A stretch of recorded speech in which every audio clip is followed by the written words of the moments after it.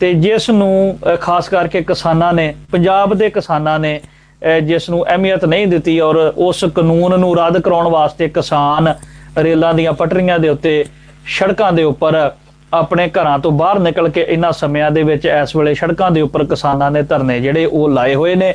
ਸਮੇਂ-ਸਮੇਂ ਦੇ ਨਾਲ ਜੋ ਵੀ ਅਪਡੇਟ ਸਾਡੇ ਕੋਲ ਆਉਂਦੀ ਆ ਉਹ ਅਸੀਂ ਆਵਾਜ਼ੇ ਕੌਮ ਟੀਵੀ ਰਾਹੀਂ ਆਪ ਦੇ ਸਾਹਮਣੇ ਰੂਬਰੂ ਔਰ ਖਾਸ ਕਰਕੇ ਦੁਨੀਆ ਭਰ ਦੇ ਵਿੱਚ ਬੁਲਾਰਿਆਂ ਨੂੰ ਨਾਲ ਲੈ ਕੇ ਤੁਹਾਡੇ ਨਾਲ ਪ੍ਰੋਗਰਾਮਾਂ ਦੀ ਅਸੀਂ ਸਾਂਝ ਜਿਹੜੀ ਹੈ ਉਹ ਪਾਉਂਦੇ ਰਹਿੰਦੇ ਹਾਂ।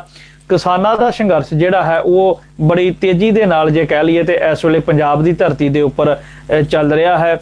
ਭਾਵੇਂ ਕਿ ਵੱਖ-ਵੱਖ ਜਿਹੜੇ ਮੋਰਚੇ ਲੱਗੇ ਹੋਏ ਨੇ, ਕੁਝ ਸਮਾਜ ਸੇਵੀ ਲੋਕਾਂ ਵੱਲੋਂ ਵੀ ਮੋਰਚੇ ਲੱਗੇ ਨੇ, ਕਲਾਕਾਰਾਂ ਵੱਲੋਂ, ਫਿਲਮੀ ਐਕਟਰਾਂ ਵੱਲੋਂ ਜੇ ਕਹਿ ਲਈਏ ਜਿਵੇਂ ਸ਼ੰਭੂ ਦਾ ਮੋਰਚਾ ਦੀਪ ਸਿੱਧੂ ਉਹਦੀ ਅਗਵਾਈ ਕਰ ਰਹੇ ਨੇ।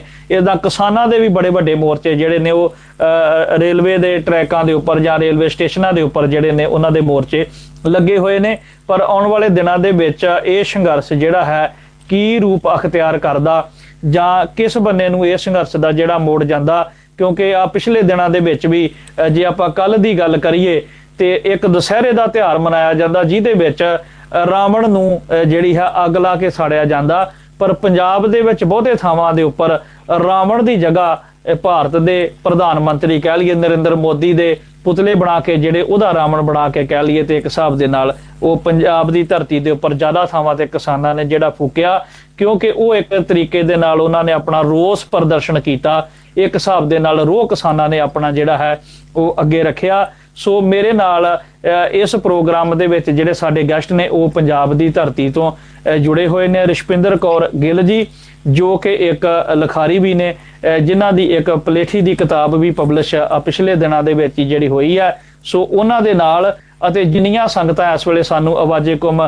ਟੀਵੀ ਰਾਹੀਂ ਦੇਖ ਰਹੀਆਂ ਨੇ ਸਾਰਿਆਂ ਦੇ ਨਾਲ ਪਹਿਲਾਂ ਫਤਿਹ ਦੀ ਸਾਂਝ ਕਰਦੇ ਹਾਂ। ਵਾਹਿਗੁਰੂ ਜੀ ਕਾ ਖਾਲਸਾ, ਵਾਹਿਗੁਰੂ ਜੀ ਕੀ ਫਤਿਹ। ਹਾਂਜੀ ਰਸ਼ਪਿੰਦਰ ਕੌਰ ਜੀ, ਤੁਸੀਂ ਇਸ ਵੇਲੇ ਸਾਡੇ ਨਾਲ ਇਸ ਪ੍ਰੋਗਰਾਮ ਦੇ ਵਿੱਚ ਜੁੜੇ ਹੋ। ਪਹਿਲਾਂ ਤੇ ਅਸੀਂ ਆਪ ਜੀ ਨੂੰ ਮੁਬਾਰਕਾਂ ਦਿੰਦੇ ਹਾਂ ਕਿ ਆਪ ਜੀ ਦੀ ਇੱਕ ਕਿਤਾਬ ਜਿਹੜੀ ਪਬਲਿਸ਼ ਹੋਈ ਆ, ਤੁਹਾਨੂੰ ਬਹੁਤ-ਬਹੁਤ ਮੁਬਾਰਕਾਂ, ਤਰੱਕੀਆਂ ਅਕਾਲ ਪੁਰਖ ਆਪ ਜੀ ਨੂੰ ਬਖਸ਼ਿਸ਼ ਕਰੇ।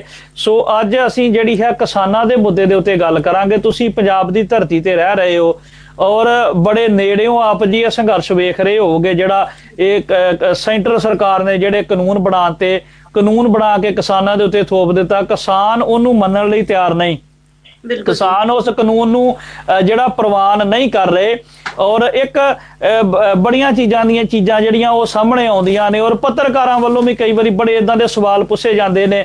ਕਈ ਕਿਸਾਨ ਵਿਚਾਰੇ ਜਿਹੜੇ ਉਹਨਾਂ ਨੂੰ ਪਤਾ ਨਹੀਂ ਵੀ MSP ਕੀ ਆ, ਇਹ ਜਿਹੜਾ ਸਮਰਥਨ ਮੁੱਲ ਆ ਜਾਂ ਇਹਦਾ ਕੀ ਜਿਹੜੇ ਮੀਨਿੰਗ ਨਿਕਲਦੇ ਨੇ। ਸੋ ਮੈਂ ਚਾਹੁੰਦਾ ਆਪਾਂ ਪ੍ਰੋਗਰਾਮ ਦੀ ਸ਼ੁਰੂਆਤ ਹੀ ਇੱਥੋਂ ਕਰੀਏ ਵੀ ਜਿਹੜੀ MSP ਆ ਇਹ ਕੀ ਆ ਔਰ ਇਹਦਾ ਕੀ ਅਸਰ ਪੈਂਦਾ। ਇਹ ਕਪਤਾਨ ਜੀ MSP ਦਾ ਫੁੱਲ ਫਾਰਮ ਜਿਹੜੀ ਹੈਗੀ ਆ ਮਿਨੀਮਮ ਸਪੋਰਟ ਪ੍ਰਾਈਸ ਆ, ਜੋ ਕਿ ਇੱਕ ਸਰਕਾਰ ਵੱਲੋਂ ਕਿਸਾਨਾਂ ਦੇ ਵਾਸਤੇ ਪ੍ਰਾਈਸ ਇੱਕ ਰੱਖਿਆ ਜਾਂਦਾ ਹੈ ਕਿ ਇਸ ਤੇ ਘੱਟ ਮੁੱਲ ਤੋਂ ਉਹਨਾਂ ਦੀ ਫਸਲ ਨਹੀਂ ਵਿਕੇਗੀ। ਸਰਕਾਰ ਵੱਲੋਂ ਜੋ ਕਿ ਬਹੁਤ ਲਾਜ਼ਮੀ ਆ, ਇਹ ਹੋਣਾ ਚਾਹੀਦਾ ਲਾਗੂ, ਇਹ ਸੰਵਿਧਾਨਿਕ ਤੌਰ ਤੇ ਲਾਗੂ ਹੋਣਾ ਚਾਹੀਦਾ, ਇਹ ਖਤਮ ਨਹੀਂ ਹੋਣੀ ਚਾਹੀਦੀ ਕਿਉਂਕਿ ਇਸ ਦਾ ਬਹੁਤ ਜ਼ਿਆਦਾ ਅਸਰ ਪਏਗਾ ਕਿਸਾਨਾਂ ਦੀ ਫਸਲ ਤੇ ਜੇਕਰ ਇਸ ਨੂੰ ਹਟਾ ਦਿੱਤਾ ਜਾਏਗਾ। ਸੋ ਅਸੀਂ ਕਿਸਾਨਾਂ ਦੇ ਥਰੂ, ਕਿਸਾਨਾਂ ਦੇ ਨਾਲ ਰਲ ਕੇ ਉਹਨਾਂ ਨੂੰ ਸਪੋਰਟ ਕਰਦੇ ਹਾਂ ਔਰ ਬੇਨਤੀ ਕਰਦੇ ਹਾਂ ਕਿ MSP ਨੂੰ ਬਿਲਕੁਲ ਵੀ ਹਟਾਇਆ ਨਾ ਜਾਵੇ ਔਰ ਇਸ ਨੂੰ ਸੰਵਿਧਾਨਿਕ ਤੌਰ ਤੇ ਲਾਗੂ ਕੀਤਾ ਜਾਣਾ ਚਾਹੀਦਾ। ਠੀਕ ਹੈ ਜੀ, ਇਹ ਤੇ ਇੱਕ ਕਿਸਾਨ ਭਰਾਵਾਂ ਨੂੰ ਜਾਂ ਸਰੋਤਿਆਂ ਨੂੰ ਦੱਸ ਦਈਏ ਵੀ ਜਿਹੜਾ ਮਿਨੀਮਮ ਸਪੋਰਟ ਪ੍ਰਾਈਸ ਆ, ਜਿਹੜਾ ਸਮਰਥਨ ਮੁੱਲ ਆ, ਤੇ ਉਹਦੇ ਉੱਤੇ ਕਿਸਾਨ ਜਿਹੜੇ ਅੜੇ ਹੋਏ ਨੇ ਵੀ ਜੇ ਕਿਤੇ ਜਿਹੜੀ ਸਰਕਾਰੀ ਖਰੀਦ ਆ ਉਹ ਬੰਦ ਹੋ ਜਾਂਦੀ ਆ ਤੇ ਜਿਹੜੇ ਕਾਰਪੋਰੇਟ ਘਰਾਣੇ ਨੇ ਉਹ ਫਿਰ ਆਪਣੀ ਮਰਜ਼ੀ ਦੇ ਜਿਹੜੇ ਨੇ ਰੇਟ ਲਾਉਣਗੇ, ਆਪਣੀ ਮਰਜ਼ੀ ਦਾ ਜਿਹੜਾ ਉਹ ਪ੍ਰਾਈਸ ਦੇਣਗੇ, ਉਹਦੇ ਨਾਲ ਕਿਸਾਨਾਂ ਨੂੰ ਇਹਦੇ ਨਾਲ ਬਹੁਤ ਜ਼ਿਆਦਾ ਜਿਹੜਾ ਨੁਕਸਾਨ ਹੋਏਗਾ। ਦੂਸਰੀ ਗੱਲ ਤੇ ਮੈਂ ਆਪਣਾ ਰਸ਼ਪਿੰਦਰ ਕੌਰ ਜੀ ਆਪ ਜੀ ਕੋਲ ਆਉਣਾ ਚਾਹੁੰਦਾ ਵੀ ਇਹ ਜਿਹੜਾ ਕਾਨੂੰਨ ਬਣਾਇਆ ਗਿਆ, ਨਹੀਂ ਤੇ ਕਾਨੂੰਨ ਹੁੰਦੇ ਨੇ ਵੀ ਤੁਸੀਂ ਜੇ ਤੁਹਾਡੀ ਕਿਸੇ ਨੇ ਪਿੰਡ ਦੀ ਪੰਚਾਇਤ 'ਚ ਨਹੀਂ ਸੁਣੀ ਗਈ ਤੁਸੀਂ ਥਾਣੇ ਤੱਕ ਜਾ ਸਕਦੇ ਹੋ, ਥਾਣੇ ਤੋਂ ਤਾਂ ਜਾ ਕੇ ਤੁਸੀਂ ਕੋਰਟਾਂ ਕਚਹਿਰੀਆਂ 'ਚ ਜਾ ਸਕਦੇ ਹੋ, ਹਾਈ ਕੋਰਟ ਸੁਪਰੀਮ ਕੋਰਟ ਤੱਕ ਨਿੱਕੇ ਕੇਸ ਚਲੇ ਜਾਂਦੇ ਨੇ। ਪਰ ਇਹ ਕਿਸਾਨਾਂ ਵਾਸਤੇ ਜਿਹੜਾ ਕਾਨੂੰਨ ਥੋਪਿਆ ਗਿਆ ਵਾ ਇਹ ਤਕਰੀਬਨ ਉਸ ਘੇਰੇ 'ਚੋਂ ਬਾਹਰ ਨਹੀਂ ਜਾ ਰਿਹਾ, ਮਤਲਬ ਵੀ ਥਾਣੇ ਤੱਕ SDM ਜਾਂ DC ਤੱਕ ਵੱਧ ਤੋਂ ਵੱਧ।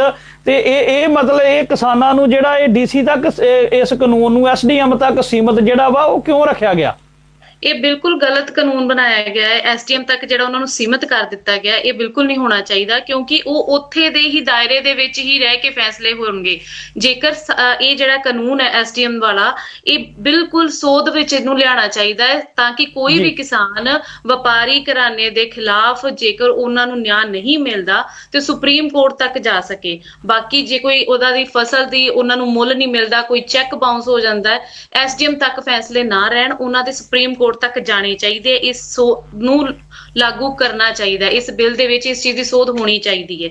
ਐਸਡੀਐਮ ਤੱਕ ਸੀਮਤ ਨਹੀਂ ਰੱਖਣਾ ਚਾਹੀਦਾ, ਇਸ ਚੀਜ਼ ਦਾ ਪੁਰਜ਼ੋਰ ਵਿਰੋਧ ਹੋਣਾ ਚਾਹੀਦਾ ਜੀ। ਕਿਸਾਨ ਤੇ ਵਿਰੋਧ ਇਹਦਾ ਕਰ ਰਹੇ ਨੇ, ਪਰ ਜਿਵੇਂ ਤੁਸੀਂ ਦੱਸਿਆ ਵੀ ਇਹ ਜਿਹੜਾ ਐਸਡੀਐਮ ਜਾਂ ਤਹਿਸੀਲਦਾਰ ਐਸਡੀਸੀ ਤੱਕ ਜਿਹੜਾ ਕਾਨੂੰਨ ਹੈ ਸੀਮਤ ਨਹੀਂ ਰਹਿਣਾ ਚਾਹੀਦਾ, ਕਿਉਂਕਿ ਆਪਾਂ ਵੇਖਦੇ ਹਾਂ ਅਸੀਂ ਪੰਜਾਬ ਦੀ ਧਰਤੀ ਤੋਂ ਆਏ ਹਾਂ। ਜਿਹੜਾ ਭਾਰਤ ਦਾ ਜਿਹੜਾ ਸਿਸਟਮ ਆ ਉਹ ਤੇ ਇਦਾਂ ਦਾ ਵਾ, ਜੇ ਤੁਸੀਂ ਇੱਕ ਕਚੂੰਬਰ ਕੋਰਟ ਦੇ ਵਿੱਚ ਵੀ ਜਾਂ ਇੱਕ ਦੀਵਾਨੀ ਦਾਅਵੇ ਦੇ ਵੀ ਜਿਹੜੇ ਕੇਸ ਹੁੰਦੇ ਨੇ ਉਹ ਕਰ ਦਿੰਦੇ, ਉਹਦੇ 10-10 ਸਾਲ 20-20 ਸਾਲ ਜਿਹੜੇ ਕੇਸ ਨੇ ਉਹ ਚੱਲਦੇ ਰਹਿੰਦੇ ਨੇ। ਪਰ ਉਹਦੇ ਨਾਲ ਮੈਂ ਸਰੋਤਿਆਂ ਨੂੰ ਇਹ ਬੇਨਤੀ ਕਰਦਾ ਜਾਵਾਂ ਵੀ ਜੇ ਮੰਨ ਲਓ ਇਹ ਕਾਨੂੰਨ ਦੇ ਦਾਇਰੇ 'ਚ ਵੀ ਆ ਜਾਂਦਾ ਤੇ ਤਾਂ ਵੀ ਕਿਸਾਨਾਂ ਨੂੰ ਇਹਦੇ ਵਿੱਚ ਫਾਇਦਾ ਨਹੀਂ, ਇਹਦੇ 'ਚ ਨੁਕਸਾਨ ਆ। ਜਿਹੜਾ ਕੋਈ 1 ਜਾਂ 2 ਏਕੜ ਵਾਲਾ ਜਿਹੜਾ ਕਿਸਾਨ ਆ, ਉਹ ਮੰਨ ਲਓ ਉਹਦਾ 50,000 ਦਾ ਜਾਂ ਜੇ ਲੱਖ ਰੁਪਏ ਦਾ ਰੇੜਕਾ ਪੈ ਜਾਂਦਾ, ਜੇ ਉਹ ਕੋਰਟ 'ਚ ਵੀ ਜਾਊਗਾ, ਕੋਰਟ 'ਚ ਜਾ ਕੇ 10-10 ਸਾਲ ਕੇਸ ਚੱਲ ਜਾਂਦੇ ਨੇ, ਵਕੀਲ ਕਰਨੇ ਪੈਂਦੇ ਨੇ, ਵਕੀਲ ਤੋਂ ਬਿਨਾਂ ਤੁਸੀਂ ਕੋਰਟ ਦੇ ਵਿੱਚ ਨਹੀਂ ਜਾ ਸਕਦੇ।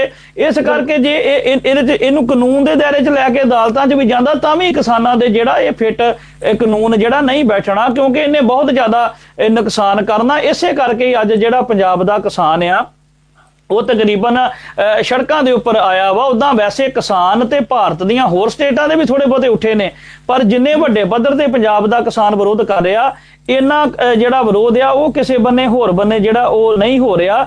ਇਹਦੇ ਨਾਲ ਦੀ ਨਾਲ ਆਉਣ ਵਾਲੇ ਸਮੇਂ ਦੇ ਵਿੱਚ ਇਸ ਸੰਘਰਸ਼ ਨੂੰ ਕਿਸਾਨ ਜਿਹੜੇ ਕਿੱਧਰ ਨੂੰ ਲੈ ਕੇ ਜਾਂਦੇ। ਅੱਜ 31 ਜਥੇਬੰਦੀਆਂ ਜਿਹੜੀਆਂ ਕਿਸਾਨ ਜਥੇਬੰਦੀਆਂ ਨੇ, ਜਿਹੜੀਆਂ 30 ਜਾਂ 29 ਜਾਂ 31 ਜਥੇਬੰਦੀਆਂ ਮੀਟਿੰਗ ਕਰਦੀਆਂ ਨੇ, ਪ੍ਰੋਗਰਾਮ ਦਿੰਦੀਆਂ ਨੇ, ਔਰ ਆਹ ਜਿਹੜੇ ਦਿਨ ਨੇ ਇਹ ਦਿਨ ਵੀ ਕਿਸਾਨਾਂ ਦੇ ਬੜੇ ਕੀਮਤੀ ਦਿਨ ਨੇ। ਫਸਲ ਦੀ ਵਢਾਈ ਆ, ਦੂਜੀ ਫਸਲ ਦੀ ਜਿਹੜੀ ਉਹ ਬਜਾਈ ਹੋ ਰਹੀ ਆ। ਦੂਸਰਾ ਆਪਣਾ ਰਸ਼ਪਿੰਦਰ ਜੀ, ਜਿਹੜਾ ਅਦਾਲਤਾਂ ਦੇ ਅਧਿਕਾਰ ਖੇਤਰ ਤੋਂ ਇਸ ਕਾਨੂੰਨ ਨੂੰ ਬਾਹਰ ਰੱਖਿਆ ਗਿਆ ਵਾ, ਇਹਦਾ ਕੀ ਕਾਰਨ ਹੋ ਸਕਦਾ ਵਾ ਵੀ ਜਿਹੜੇ ਵੱਡੇ ਘਰਾਣੇ ਨੇ ਉਹਨਾਂ ਦੇ ਉੱਪਰ ਸੈਂਟਰ ਸਰਕਾਰ ਚਾਹੁੰਦੀ ਨਹੀਂ ਵੀ ਕੋਈ ਬੰਦਾ ਚਲੋ ਮਾੜਾ ਤੇ ਕੇਸ ਕਰ ਨਹੀਂ ਸਕਦਾ, ਕੋਈ ਜ਼ਿਆਦਾ ਫਸਲ ਵਾਲਾ ਜਾਂ ਜਿਹਦੀ ਜ਼ਿਆਦਾ ਜ਼ਮੀਨ ਆ, ਕਈਆਂ ਦੀ 100-100 200-200 ਕਿੱਲਾ ਹੈਗੀ, ਵੀ ਉਹ ਬੰਦੇ ਹੋ ਸਕਦਾ ਇਹਨਾਂ ਨੂੰ ਕੋਰਟਾਂ ਦੇ ਵਿੱਚ ਲੈ ਜਾਣ। ਇਹਨੂੰ ਅਦਾਲਤਾਂ ਦੇ ਚੱਕਰ ਚੋਂ ਬਿਲਕੁਲ ਹੀ ਸਾਫ਼ ਬਾਹਰ ਰੱਖਿਆ ਹੋਇਆ, ਕੀ ਕਹੋਗੇ? ਬਿਲਕੁਲ ਸਹੀ ਗੱਲ ਹੈ ਜੀ ਤੁਹਾਡੀ, ਇਹ ਇਹਨਾਂ ਨੂੰ ਬਿਲਕੁਲ ਅਦਾਲਤਾਂ ਤੋਂ ਬਾਹਰ ਰੱਖਿਆ ਗਿਆ ਹੈ। ਹਾਲਾਂਕਿ ਇਹਨਾਂ ਤੇ ਲਗਾਮ ਹੋਣੀ ਚਾਹੀਦੀ ਹੈ। ਕਾਨੂੰਨ ਜਿਹੜਾ ਹੈਗਾ ਉਹ ਸਾਰਿਆਂ ਵਾਸਤੇ ਇੱਕ ਬਰਾਬਰ ਹੋਣਾ ਚਾਹੀਦਾ ਹੈ। ਕਿਸਾਨਾਂ ਨੂੰ ਵੀ ਸੁਪਰੀਮ ਕੋਰਟ ਤੱਕ ਜਾਣ ਦਾ ਮਿਲਣਾ ਚਾਹੀਦਾ ਮੌਕਾ, ਤਾਂ ਕਿ ਉਹਨਾਂ ਨੂੰ ਸਹੀ ਨਿਆਂ ਮਿਲ ਸਕੇ। ਜੇਕਰ ਆਪਾਂ ਕਹੀਏ ਕਿ ਇਹਨਾਂ ਨੂੰ ਐਸਡੀਐਮ ਤੱਕ ਹੀ ਰੱਖਿਆ ਜਾਏਗਾ ਤੇ ਇਹਨਾਂ ਨੂੰ ਸਹੀ ਨਿਆਂ ਪ੍ਰਣਾਲੀ ਨਹੀਂ ਆਪਾਂ ਕਵਾਂਗੇ। ਇਹਨਾਂ ਨੂੰ ਉੱਤੇ ਜਾਣਾ ਹੀ ਚਾਹੀਦਾ, ਇਹਨਾਂ ਕੋਲ ਹੱਕ ਹੋਣਾ ਚਾਹੀਦਾ ਕਿ ਹਾਈ ਕੋਰਟ ਤੱਕ, ਸੁਪਰੀਮ ਕੋਰਟ ਤੱਕ, ਤਾਂ ਕਿ ਇਹਨਾਂ ਤੇ ਲਗਾਮ ਹੋਵੇ। ਇਹਨਾਂ ਦੀ ਇੱਕ ਸਜ਼ਾ ਮੁਕਰਰ ਕੀਤੀ ਜਾਵੇ ਕਿ ਜੇਕਰ ਉਹਨਾਂ ਨੂੰ ਐਮਐਸਪੀ ਤੋਂ ਥੱਲੇ ਉਹਨਾਂ ਦੀ ਫਸਲ ਦਾ ਮੁਆਵਜ਼ਾ ਦਿੱਤਾ ਜਾਂਦਾ ਹੈ ਜਾਂ ਕਿਸੇ ਵੀ ਤਰ੍ਹਾਂ ਕੁਝ ਉਹਨਾਂ ਨੂੰ ਘੱਟ ਮੁਆਵਜ਼ਾ ਮਿਲਦਾ ਤੇ ਉਹਦੀ ਸਜ਼ਾ ਵੀ ਮੁਕਰਰ ਹੋਣੀ ਚਾਹੀਦੀ ਹੈ, ਔਰ ਉਹ ਲਿਖਤੀ ਹੋਣੀ ਚਾਹੀਦੀ ਹੈ। ਬਿਲਕੁਲ ਇਹ ਨਹੀਂ ਕਿ ਵਰਬਲੀ ਹੋਣੀ ਚਾਹੀਦੀ, ਲਿਖਤੀ ਸਾਰਾ ਸੰਵਿਧਾਨ ਦੇ ਵਿੱਚ ਲਾਗੂ ਹੋਣਾ ਚਾਹੀਦਾ, ਜੋ ਕਿ ਨਹੀਂ ਹੈਗਾ, ਔਰ ਇਸ ਨੂੰ ਲਾਗੂ ਕਰਨਾ ਚਾਹੀਦਾ ਹੈ। ਬਿਲਕੁਲ ਅਸੀਂ ਇਸ ਚੀਜ਼ ਦੀ ਮੰਗ ਕਰਾਂਗੇ। ਜੀ ਜੀ ਜੀ ਇੱਕ ਇਹਦੇ ਨਾਲ ਲੱਗਦਾ ਸਵਾਲ ਇਹ ਆ, ਜਿਵੇਂ ਆਪਾਂ ਕਹਿ ਲਈਏ ਵੀ ਕੋਈ ਵੀ ਜਿਹੜੀ ਅਨਾਜ ਆ ਜਾਂ ਜਿਹੜੀਆਂ ਜਿਨਸਾਂ ਨੇ ਉਹ ਇਸ ਵੇਲੇ ਕਾਨੂੰਨੀ ਦਾਇਰੇ ਦੇ ਵਿੱਚ ਜ਼ਿਆਦਾ ਸਟੋਰ ਨਹੀਂ ਕੀਤੀਆਂ ਜਾ ਸਕਦੀਆਂ, ਉਹਦੇ ਉੱਤੇ ਇਹਨਾਂ ਚੀਜ਼ਾਂ ਦੇ ਪਾਬੰਦੀਆਂ ਨਹੀਂ ਤੇ ਉਹਦੀ ਕਾਲਾ ਬਾਜ਼ਾਰੀ ਹੁੰਦੀ ਆ। ਜਿਵੇਂ ਕਿ ਆਪਾਂ ਜੇ ਕਹਿ ਲਈਏ, ਜਿਵੇਂ ਜਿਹੜੀ ਡਾਇਆ ਖਾਦ ਆ, ਡੀਏਪੀ ਖਾਦ ਵਗੈਰਾ ਜਦੋਂ ਇਹ ਆਉਂਦੀਆਂ ਨੇ ਉਦੋਂ ਇਹ ਮਿਲਦੀਆਂ ਨਹੀਂ, ਮੁੜ ਕੇ ਉਹ ਤੋਂ ਬਾਅਦ ਬਲੈਕ ਦੇ ਵਿੱਚ ਵੱਧ ਪੈਸੇ ਦੇ ਕੇ ਤੁਸੀਂ ਜਿੰਨੀ ਜਿਹੜੀ ਮਰਜ਼ੀ ਲੈ ਜਾਓ। ਤੇ ਜਿਹੜੇ ਕਾਰਪੋਰੇਟ ਘਰਾਣੇ ਆ, ਇਹਨਾਂ ਨੂੰ ਇਹ ਫਸਲ ਜਿੰਨੀ ਮਰਜ਼ੀ ਸਟੋਰ ਕਰ, ਇਹਨਾਂ ਦੇ ਉੱਤੇ ਕੋਈ ਪਾਬੰਦੀ ਨਹੀਂ ਕਿ ਜਿਹੜੀਆਂ ਇਹ ਫਸਲਾਂ ਵਾ ਵਪਾਰੀ ਘਰਾਣੇ ਆ, ਇਹਨਾਂ ਨੂੰ ਫਸਲ ਸਟੋਰ ਕਰਨ ਦੀ ਕੋਈ ਸੀਮਤ ਸੀਮਾ ਹੋਏਗੀ ਜਾਂ ਇਹ ਜਿੰਨੀ ਮਰਜ਼ੀ ਕਰ ਸਕਦੇ? ਇਹਦੇ ਉੱਤੇ ਕੋਈ ਸਖਤ ਕਾਨੂੰਨ ਚਾਹੀਦਾ, ਜਾਂ ਇਹ ਫਸਲਾਂ ਜਾਂ ਜਿੰਨੀ ਵੀ ਜਿਣਸ ਆ ਉਹਨੂੰ ਇਹ ਸਟੋਰ ਕਰ ਲੈਣ, ਮੁੜ ਕੇ ਜਿਹੜੀ ਕੋਈ 5 ਜਾਂ 10 ਰੁਪਏ ਜਾਂ ਕੋਈ 500 ਰੁਪਏ ਚੀਜ਼ ਹੀ ਖਰੀਦੇ ਆ, ਉਹ ਆਪਣੀ ਮਰਜ਼ੀ ਦੇ ਨਾਲ ਫਿਰ 2-10 ਹਜ਼ਾਰ ਨੂੰ ਜਿੰਨੇ ਨੂੰ ਮਰਜ਼ੀ ਵੇਚ ਦੇਣਗੇ। ਬਿਲਕੁਲ ਜੀ, ਬਿਲਕੁਲ ਇਹਦੀ ਇੱਕ ਲਿਮਿਟ ਹੋਣੀ ਚਾਹੀਦੀ ਹੈ ਸਟਾਕ ਦੀ, ਕਿ ਵਪਾਰੀ ਘਰਾਣੇ ਜਿਹੜੇ ਨੇ ਇਤਨਾ ਸਟਾਕ ਨਾ ਕਰ ਸਕਣ, ਇਸ ਤੋਂ ਜ਼ਿਆਦਾ ਲਿਮਿਟ ਤੋਂ ਜ਼ਿਆਦਾ ਨਾ ਕਰ ਸਕਣ, ਕਿਉਂਕਿ ਇਹ ਸਿੱਧਾ ਨਾ ਸਿੱਧਾ ਜਾ ਕੇ ਜਨਤਾ ਦੀ ਹੀ ਜੇਬ ਦੇ ਉੱਤੇ ਭਾਰ ਪਏਗਾ, ਕਿਉਂਕਿ ਉਹ ਆਪਣੀ ਮਰਜ਼ੀ ਨਾਲ ਜਿੰਨੀ ਮਰਜ਼ੀ ਦੇਰ ਤੱਕ ਉਹਨੂੰ ਸਟਾਕ ਕਰਕੇ ਰੱਖਣਗੇ, ਉਸ ਤੋਂ ਬਾਅਦ ਜਦੋਂ ਉਹਨਾਂ ਦਾ ਮਨ ਚਾਹੇਗਾ, ਮਨ ਚਾਹਿਆ ਮੁੱਲ ਦੇ ਉੱਤੇ ਉਹ ਮਾਰਕੀਟ ਦੇ ਵਿੱਚ ਲਿਆ ਕੇ ਦੇਣਗੇ ਤੇ ਸਾਰੀ ਹੀ ਜਨਤਾ ਦੇ ਜੇਬ ਦੇ ਉੱਤੇ ਇਸ ਚੀਜ਼ ਦਾ ਭਾਰ ਪੈਣਾ। ਇਹ ਇਕੱਲਾ ਕਿਸਾਨਾਂ ਦਾ ਮੁੱਦਾ ਨਹੀਂ ਹੈ, ਇਹ ਸਾਰੀ ਹੀ ਜਨਤਾ ਦਾ ਮੁੱਦਾ ਹੈਗਾ ਏ, ਕਿਉਂਕਿ ਸਾਰੇ ਨੂੰ ਬਾਅਦ ਚੋਂ ਮਹਿੰਗਾਈ ਦਾ ਸਾਹਮਣਾ ਕਰਨਾ ਪੈਣਾ। ਕਿਸਾਨ ਭਰਾ ਇਕੱਲੇ ਆਪਣੇ ਵਾਸਤੇ ਨਹੀਂ ਲੜ ਰਹੇ, ਇਹ ਸਾਰੀ ਜਨਤਾ ਵਾਸਤੇ ਲੜ ਰਹੇ ਨੇ। ਕੱਲ ਨੂੰ ਇਹਨਾਂ ਚੀਜ਼ਾਂ ਦਾ ਜਿਹੜਾ ਮੁਆਵਜ਼ਾ ਹੈ ਉਹ ਸਾਰੀ ਜਨਤਾ ਨੂੰ ਭਰਨਾ ਪੈਣਾ। ਮਹਿੰਗਾਈ ਦਾ ਮੂੰਹ ਬਹੁਤ ਵੱਡਾ ਦੇਖਣਾ ਪੈਣਾ। ਇਸ ਨੂੰ ਹੁਣੇ ਹੀ ਸਾਰਿਆਂ ਨੂੰ ਸਪੋਰਟ ਕਰਨਾ ਚਾਹੀਦਾ ਹੈ ਕਿ ਇਸ ਦੇ ਉੱਤੇ ਰੋਕ ਲਗਾਈ ਜਾਵੇ, ਇੱਕ ਸਟਾਕ ਦੀ ਇੱਕ ਲਿਮਿਟ ਬਣਾਈ ਜਾਵੇ ਕਿ ਕਾਰਪੋਰੇਟ ਘਰਾਣਾ ਇਸ ਤੋਂ ਜ਼ਿਆਦਾ ਸਟਾਕ ਨਹੀਂ ਰੱਖ ਸਕਦਾ ਹੈਗਾ। ਇਹ ਬਿਲਕੁਲ ਇਸ ਤੇ ਲਾਗੂ ਹੋਣਾ ਚਾਹੀਦਾ, ਔਰ ਜੇ ਨਹੀਂ ਕੋਈ ਮੰਨਦਾ ਤਾਂ ਉਸ ਦੀ ਸਜ਼ਾ ਪਹਿਲਾਂ ਹੀ ਲਿਖਣੀ ਚਾਹੀਦੀ ਹੈ ਕਿ ਇਸ ਦੀ ਸਜ਼ਾ ਇਹ ਹੋਏਗੀ। ਠੀਕ ਹੈ ਜੀ। ਇਹ ਜਿਹੜਾ ਇਹ ਕਿਸਾਨਾਂ ਦਾ ਜਿਹੜਾ ਇਸ ਵੇਲੇ ਸੰਘਰਸ਼ ਚੱਲ ਰਹੇ ਨੇ, ਕਿਉਂਕਿ ਤੁਸੀਂ ਪੰਜਾਬ ਦੀ ਧਰਤੀ ਦੇ ਉੱਪਰ ਬੈਠੇ ਹੋ ਇਸ ਵੇਲੇ, ਤੇ ਆਮ ਹੀ ਜਿਹੜਾ ਪਿੰਡੂ ਸ਼ਹਿਰੀ ਖੇਤਰ ਜਿਹੜਾ ਉਹਦੇ ਵਿੱਚ ਇਸ ਸੰਘਰਸ਼ ਦੀ ਜਿਹੜਾ ਅਸਰ ਕਿੰਨਾ ਕੁ ਵੇਖਣ ਨੂੰ ਜਿਹੜਾ ਮਿਲ ਰਿਹਾ ਵਾ, ਕਿਉਂਕਿ ਕਿਸਾਨਾਂ ਨੇ ਰੇਲਾਂ ਵੀ ਰੋਕੀਆਂ ਨੇ, ਦੂਸਰੇ ਬੰਨੇ ਹੋਰ ਟਰਾਂਸਪੋਰਟ ਵੀ ਰੁਕੀ ਹੋਈ ਆ। ਇਸ ਵੇਲੇ ਜਿਹੜਾ ਮਹਿੰਗਾਈ ਦਾ ਪੱਧਰ ਆ ਜਾਂ ਸ਼ਹਿਰੀ ਏਰੀਆ ਦੇ ਵਿੱਚ ਇਹਦਾ ਕਿੰਨਾ ਕੁ ਅਸਰ ਵੇਖਣ ਨੂੰ ਇਸ ਵੇਲੇ ਵੇਖਣ ਨੂੰ ਮਿਲ ਰਿਹਾ ਜੀ? ਕਿਸਾਨ ਵੀਰ ਭਰਾ ਬਹੁਤ ਜ਼ਿਆਦਾ ਸੰਘਰਸ਼ ਕਰ ਰਹੇ ਨੇ। ਥਾਂ ਥਾਂ ਤੇ ਉਹਨਾਂ ਨੇ ਆਪਣੇ ਲਗਾਏ ਹੋਏ ਆ ਟੈਂਟ ਲਗਾ ਕੇ, ਉਹ ਮੋਰਚੇ ਸੰਭਾਲ ਕੇ ਬੈਠੇ ਨੇ। ਲੇਕਿਨ ਮੈਂ ਇੱਕ ਚੀਜ਼ ਦੀ ਬੇਨਤੀ ਕਰਾਂਗੀ ਹਰ ਇੱਕ ਸ਼ਹਿਰੀ ਨੂੰ, ਹਰ ਦਿਹਾੜੀਦਾਰ ਨੂੰ, ਹਰ ਦੁਕਾਨਦਾਰ ਨੂੰ, ਹਰ ਇੱਕ ਵਰਗ ਨੂੰ, ਕਿ ਸਾਨੂੰ ਆ ਕੇ ਸਾਹਮਣੇ ਕਿਸਾਨਾਂ ਨੂੰ ਸਪੋਰਟ ਕਰਨੀ ਚਾਹੀਦੀ ਹੈ। ਜਿਸ ਤਰ੍ਹਾਂ ਸਿੰਗਰਸ ਨੇ ਆ ਕੇ ਸਪੋਰਟ ਕੀਤੀ ਹੈ, ਮੈਂ ਉਹ ਬਹੁਤ ਵਧੀਆ ਮੈਨੂੰ ਗੱਲ ਲੱਗੀ ਆ। ਇਸ ਕਰਕੇ ਮੈਂ ਚਾਹੁੰਦੀ ਕਿ ਹਰ ਸ਼ਹਿਰੀ ਇਨਸਾਨ, ਭਾਵੇਂ ਕੋਈ ਨੌਕਰੀ ਪੇਸ਼ਾ ਵੀ ਹੈਗਾ, ਉਸਨੂੰ ਵੀ ਕਿਸਾਨ ਭਰਾਵਾਂ ਦੇ ਨਾਲ ਆ ਕੇ ਬਰਾਬਰ ਬੈਠਣਾ ਚਾਹੀਦਾ ਹੈ ਔਰ ਉਹਨਾਂ ਨੂੰ ਸਪੋਰਟ ਕਰਨੀ ਚਾਹੀਦੀ ਹੈ ਔਰ ਇਸ ਬਿੱਲ ਦੀ ਨਿੰਦਿਆ ਕਰਨੀ ਚਾਹੀਦੀ, ਇਸ ਬਿੱਲ 'ਚ ਸੋਧ ਦੀ ਮੰਗ ਕਰਨੀ ਚਾਹੀਦੀ ਹੈ, ਕਿਉਂਕਿ ਇਹ ਇਕੱਲਾ ਸੰਘਰਸ਼ ਕਿਸਾਨ ਭਰਾਵਾਂ ਦਾ ਨਹੀਂ ਹੈ, ਇਹ ਸਾਰਿਆਂ ਦਾ ਸੰਘਰਸ਼ ਹੈ। ਇਸ ਦੇ ਨਤੀਜੇ, ਮਾੜੇ ਨਤੀਜੇ ਸਭ ਨੂੰ ਭੁਗਤਣੇ ਪੈਣਗੇ। ਕੱਲ ਨੂੰ ਹਰ ਨੂੰ, ਨੌਕਰੀ ਪੇਸ਼ਾ ਨੂੰ, ਕਿਸੇ ਜ਼ਿਮੀਂਦਾਰ ਨੂੰ, ਕਿਸੇ ਦਿਹਾੜੀ ਵਾਲੇ ਨੂੰ, ਕਿਸੇ ਰੇਹੜੀ ਵਾਲੇ ਨੂੰ, ਕਿਸੇ ਦੁਕਾਨਦਾਰ ਨੂੰ, ਸਭ ਨੂੰ ਇਸ ਦੇ ਨਤੀਜੇ ਭੁਗਤਣੇ ਪੈਣਗੇ। ਇਸ ਕਰਕੇ ਸਭ ਨੂੰ ਕਿਸਾਨ ਭਰਾਵਾਂ ਦੀ ਸਪੋਰਟ ਤੇ ਆਉਣਾ ਚਾਹੀਦਾ, ਧਰਨਿਆਂ ਵਿੱਚ ਸ਼ਾਮਲ ਹੋਣਾ ਚਾਹੀਦਾ, ਸਾਹਮਣੇ ਆ ਕੇ ਬੋਲਣਾ ਚਾਹੀਦਾ, ਤਾਂ ਕਿ ਸਰਕਾਰਾਂ ਨੂੰ ਪਤਾ ਲੱਗੇ ਕਿ ਇਹ ਇਕੱਲਾ ਕਿਸਾਨ ਵਰਗ ਦਾ ਸੰਘਰਸ਼ ਨਹੀਂ ਹੈ, ਇਹ ਪੂਰੀ ਜਨਤਾ ਦਾ ਸੰਘਰਸ਼ ਹੈ ਔਰ ਇਸ ਦੇ ਵਿੱਚ ਬਿੱਲ 'ਚ ਸੋਧ ਹੋਣੀ ਲਾਜ਼ਮੀ ਹੈ ਜੀ। ਇਹ ਜਿਹੜਾ ਕਿਸਾਨਾਂ ਦਾ ਇਸ ਵੇਲੇ ਸੰਘਰਸ਼ ਚੱਲ ਰਿਹਾ, ਜਿਹੜਾ ਕਾਨੂੰਨ ਬਣਾਇਆ ਗਿਆ ਵਾ ਇਸ ਵੇਲੇ, ਕੇਬਲ ਤੇ ਕੇਬਲ ਜਿਹੜੇ ਲੋਕ ਕਿਸਾਨੀ ਕਰਦੇ ਨੇ ਉਹੀ ਸੜਕਾਂ ਦੇ ਉੱਪਰ ਨੇ, ਉਹੀ ਇਹ ਸੰਘਰਸ਼ ਦੇ ਵਿੱਚ ਨੇ। ਬਹੁਤ ਘੱਟ ਜਿਹੜੀਆਂ ਮਜ਼ਦੂਰ ਜਥੇਬੰਦੀਆਂ ਕਹਿ ਲਓ ਜਾਂ ਸਮਾਜ ਸੇਵੀ ਸੰਸਥਾਵਾਂ ਜਾਂ ਵਪਾਰੀ ਘਰਾਣੇ, ਬਹੁਤ ਜ਼ਿਆਦਾ ਘੱਟ ਜਿਹੜੇ ਛੋਟੇ ਬਿਜ਼ਨਸ ਵਾਲੇ ਇਹਦੇ ਵਿੱਚ ਆਏ ਨੇ। ਕਿ ਇਸ ਕਾਨੂੰਨ ਦਾ ਅਸਰ ਜਿਹੜਾ ਵਾ ਉਹ ਸਿਰਫ ਕਿਸਾਨਾਂ ਤੇ ਹੀ ਪੈਣਾ, ਵੀ ਕਿਸਾਨ ਅੱਗੇ ਆ, ਜਾਂ ਦੂਸਰੀ ਪਬਲਿਕ ਜਿਹੜੀ ਆ, ਦੂਸਰੇ ਜਿਹੜੇ ਲੋਕ ਨੇ, ਜਿਹੜੇ ਛੋਟੇ ਛੋਟੇ ਕਾਰੋਬਾਰੀ ਨੇ, ਛੋਟੀਆਂ ਛੋਟੀਆਂ ਦੁਕਾਨਾਂ ਨੇ ਤੇ ਛੋਟੇ ਛੋਟੇ ਸਹਾਇਕ ਕੰਮ ਜਿਹੜੇ ਕਰਦੇ ਨੇ, ਉਹ ਲੋਕ ਕਿਉਂ ਨਹੀਂ ਅੱਜ ਕਿਸਾਨਾਂ ਦਾ ਇੰਨਾ ਵੱਡੇ ਪੱਧਰ ਤੇ ਸਾਥ ਦਿੰਦੇ ਨਜ਼ਰ ਨਹੀਂ ਆ ਰਹੇ? ਲੱਗਦਾ, ਤੁਸੀਂ ਕੀ ਕਹੋਗੇ ਇਹਦੇ ਬਾਰੇ? ਬਿਲਕੁਲ ਸਹੀ ਗੱਲ ਹੈ, ਮੈਂ ਤੁਹਾਡੇ ਨਾਲ ਸਹਿਮਤ ਹਾਂ, ਕਿਉਂਕਿ ਲੋਕੀ ਨਹੀਂ ਨਜ਼ਰ ਆ ਰਹੇ। ਅੱਜ ਕੱਲ ਲੋਕੀ ਆਪਣੀ ਹੀ ਦੀਨ ਦੁਨੀਆ ਦੇ ਵਿੱਚ ਆਪਣਾ ਸਮਾਂ ਬਿਤਾ ਰਹੇ ਨੇ, ਲੇਕਿਨ ਇਹ ਬਿਲਕੁਲ ਗਲਤ ਹੈ। ਸਾਨੂੰ ਇਹ ਨਹੀਂ ਸੋਚਣਾ ਚਾਹੀਦਾ ਕਿ ਇਹ ਕਿਸਾਨਾਂ ਦਾ ਮੁੱਦਾ ਹੈ ਜਾਂ ਕਿਸਾਨਾਂ ਦਾ ਸੰਘਰਸ਼ ਹੈ, ਉਹ ਇਕੱਲੇ ਕਰਨ। ਸਾਡੀ ਵਾਰੀ ਜਦੋਂ ਕੋਈ ਆਊਗੀ, ਸਾਡੇ ਵਾਸਤੇ ਕੋਈ ਬਿੱਲ ਪਾਸ ਹੋਏਗਾ ਤੇ ਅਸੀਂ ਉਦੋਂ ਬੋਲਾਂਗੇ। ਨਹੀਂ, ਇਹ ਲੋਕਤੰਤਰ ਹੈ, ਸਾਨੂੰ ਇੱਕ ਦੂਜੇ ਨੂੰ ਸਪੋਰਟ ਕਰਨਾ ਹੀ ਪਏਗਾ। ਇਹ ਕਿਸਾਨ ਕੱਲਿਆਂ ਦਾ ਇਹ ਸੰਘਰਸ਼ ਨਹੀਂ ਹੈ।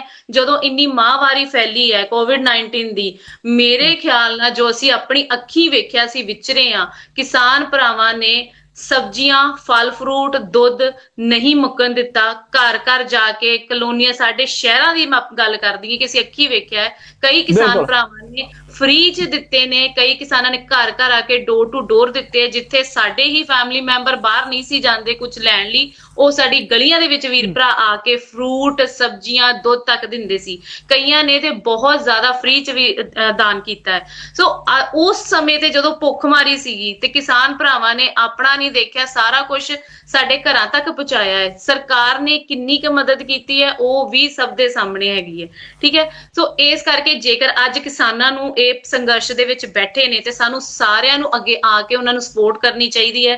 ਕਿਸਾਨਾਂ ਦੇ ਪਹਿਲਾਂ ਹੀ ਇੰਨੇ ਜ਼ਿਆਦਾ ਮਾੜੇ ਹਾਲਾਤ ਸੀਗੇ ਔਰ ਇਸ ਬਿੱਲ ਨੇ ਅੱਗੋਂ ਵੀ ਉਹਨਾਂ ਨੂੰ ਮਾੜਾ ਹਾਲਾਤਾਂ ਵੱਲ ਧੱਕ ਦਿੱਤਾ ਹੈਗਾ, ਤੇ ਜੇਕਰ ਅਸੀਂ ਸਾਰੇ ਜਾਣੇ ਉਹਨਾਂ ਦੀ ਸਪੋਰਟ ਨਹੀਂ ਕਰਾਂਗੇ ਤੇ ਇਹ ਇਕੱਲਾ ਉਹਨਾਂ ਨੂੰ ਨਹੀਂ ਹੈਗਾ ਨੁਕਸਾਨ, ਇਹ ਸਾਨੂੰ ਵੀ ਕੱਲ ਨੂੰ ਨੁਕਸਾਨ। ਫਿਰ ਅਸੀਂ ਬਾਅਦ ਚੋਂ ਕਹਿਣਾ ਕਿ ਮਹਿੰਗਾਈ ਵੱਧ ਗਈ। ਮਹਿੰਗਾਈ ਵਧਣ ਦੇ ਕਾਰਨ ਇਹ ਨੇ, ਜਦੋਂ ਅਸੀਂ ਲੋਕੀ ਸਿਰਫ ਆਪਣਾ ਸੋਚਦੇ ਆ ਜਾਂ ਸੋਚ ਲੈਂਦੇ ਕਿ ਕਿਸਾਨ ਵਰਗ ਦਾ ਸੰਘਰਸ਼ ਹੈ ਉਹ ਲੜਨ, ਉਹ ਧਰਨਿਆਂ ਤੇ ਬੈਠਣ, ਨਹੀਂ, ਸਾਨੂੰ ਸਾਰਿਆਂ ਨੂੰ ਸਪੋਰਟ ਕਰਨੀ ਚਾਹੀਦੀ ਹੈ। ਸਾਨੂੰ ਸਾਰਿਆਂ ਨੂੰ ਉਹਨਾਂ ਦੇ ਨਾਲ ਧਰਨੇ 'ਚ ਸ਼ਾਮਲ ਹੋਣਾ ਚਾਹੀਦਾ, ਮਿਲ ਕੇ ਆਵਾਜ਼ ਚੁੱਕਣੀ ਚਾਹੀਦੀ, ਹਰ ਵਰਗ ਨੂੰ, ਹਰ ਖੇਤਰ ਨੂੰ, ਹਰ ਦੁਕਾਨਦਾਰ ਨੂੰ, ਹਰ ਨੌਕਰੀ ਪੇਸ਼ਾ ਨੂੰ। ਮੈਂ ਬਾਰ-ਬਾਰ ਕਹਿ ਰਹੀ, ਭਾਵੇਂ ਉਹ ਕੋਈ ਜ਼ਿਮੀਂਦਾਰ ਹੈ, ਭਾਵੇਂ ਕੋਈ ਵਪਾਰੀ ਹੈ, ਭਾਵੇਂ ਕੋਈ ਆੜਤੀ ਹੈ, ਭਾਵੇਂ ਕੋਈ ਮਜ਼ਦੂਰ ਹੈ, ਸਾਨੂੰ ਸਭ ਨੂੰ ਮਿਲ ਕੇ ਕਿਸਾਨ ਭਰਾਵਾਂ ਦੇ ਨਾਲ ਇਸ ਸੰਘਰਸ਼ ਦੇ ਵਿੱਚ ਸ਼ਾਮਲ ਹੋਣਾ ਚਾਹੀਦਾ ਹੈ।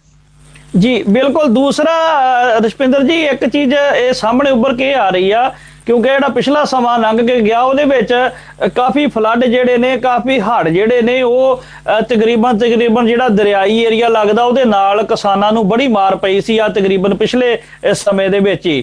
ਤੇ ਕਿਸਾਨਾਂ ਨੇ ਬਹੁਤ ਵੱਡੇ ਪੱਧਰ ਤੇ ਜਿਹੜੀਆਂ ਨੇ ਉਹ ਖੁਦਕੁਸ਼ੀਆਂ ਵੀ ਬੜੀਆਂ ਕਿਸਾਨਾਂ ਦੀਆਂ ਹੋਈਆਂ, ਕਿਉਂਕਿ ਕਿਸਾਨ ਜਿਹੜਾ ਉਹ ਤੇ ਅੱਗੇ ਹੀ ਛੋਟਾ ਕਿਸਾਨ ਜਿਹੜਾ ਬੜਾ ਲਤਾੜਿਆ ਹੋਇਆ ਵਾ, ਬੜਾ ਉਹ ਇੱਕ ਹਿਸਾਬ ਦੇ ਨਾਲ ਵਿੰਨਿਆ ਹੋਇਆ ਵਾ।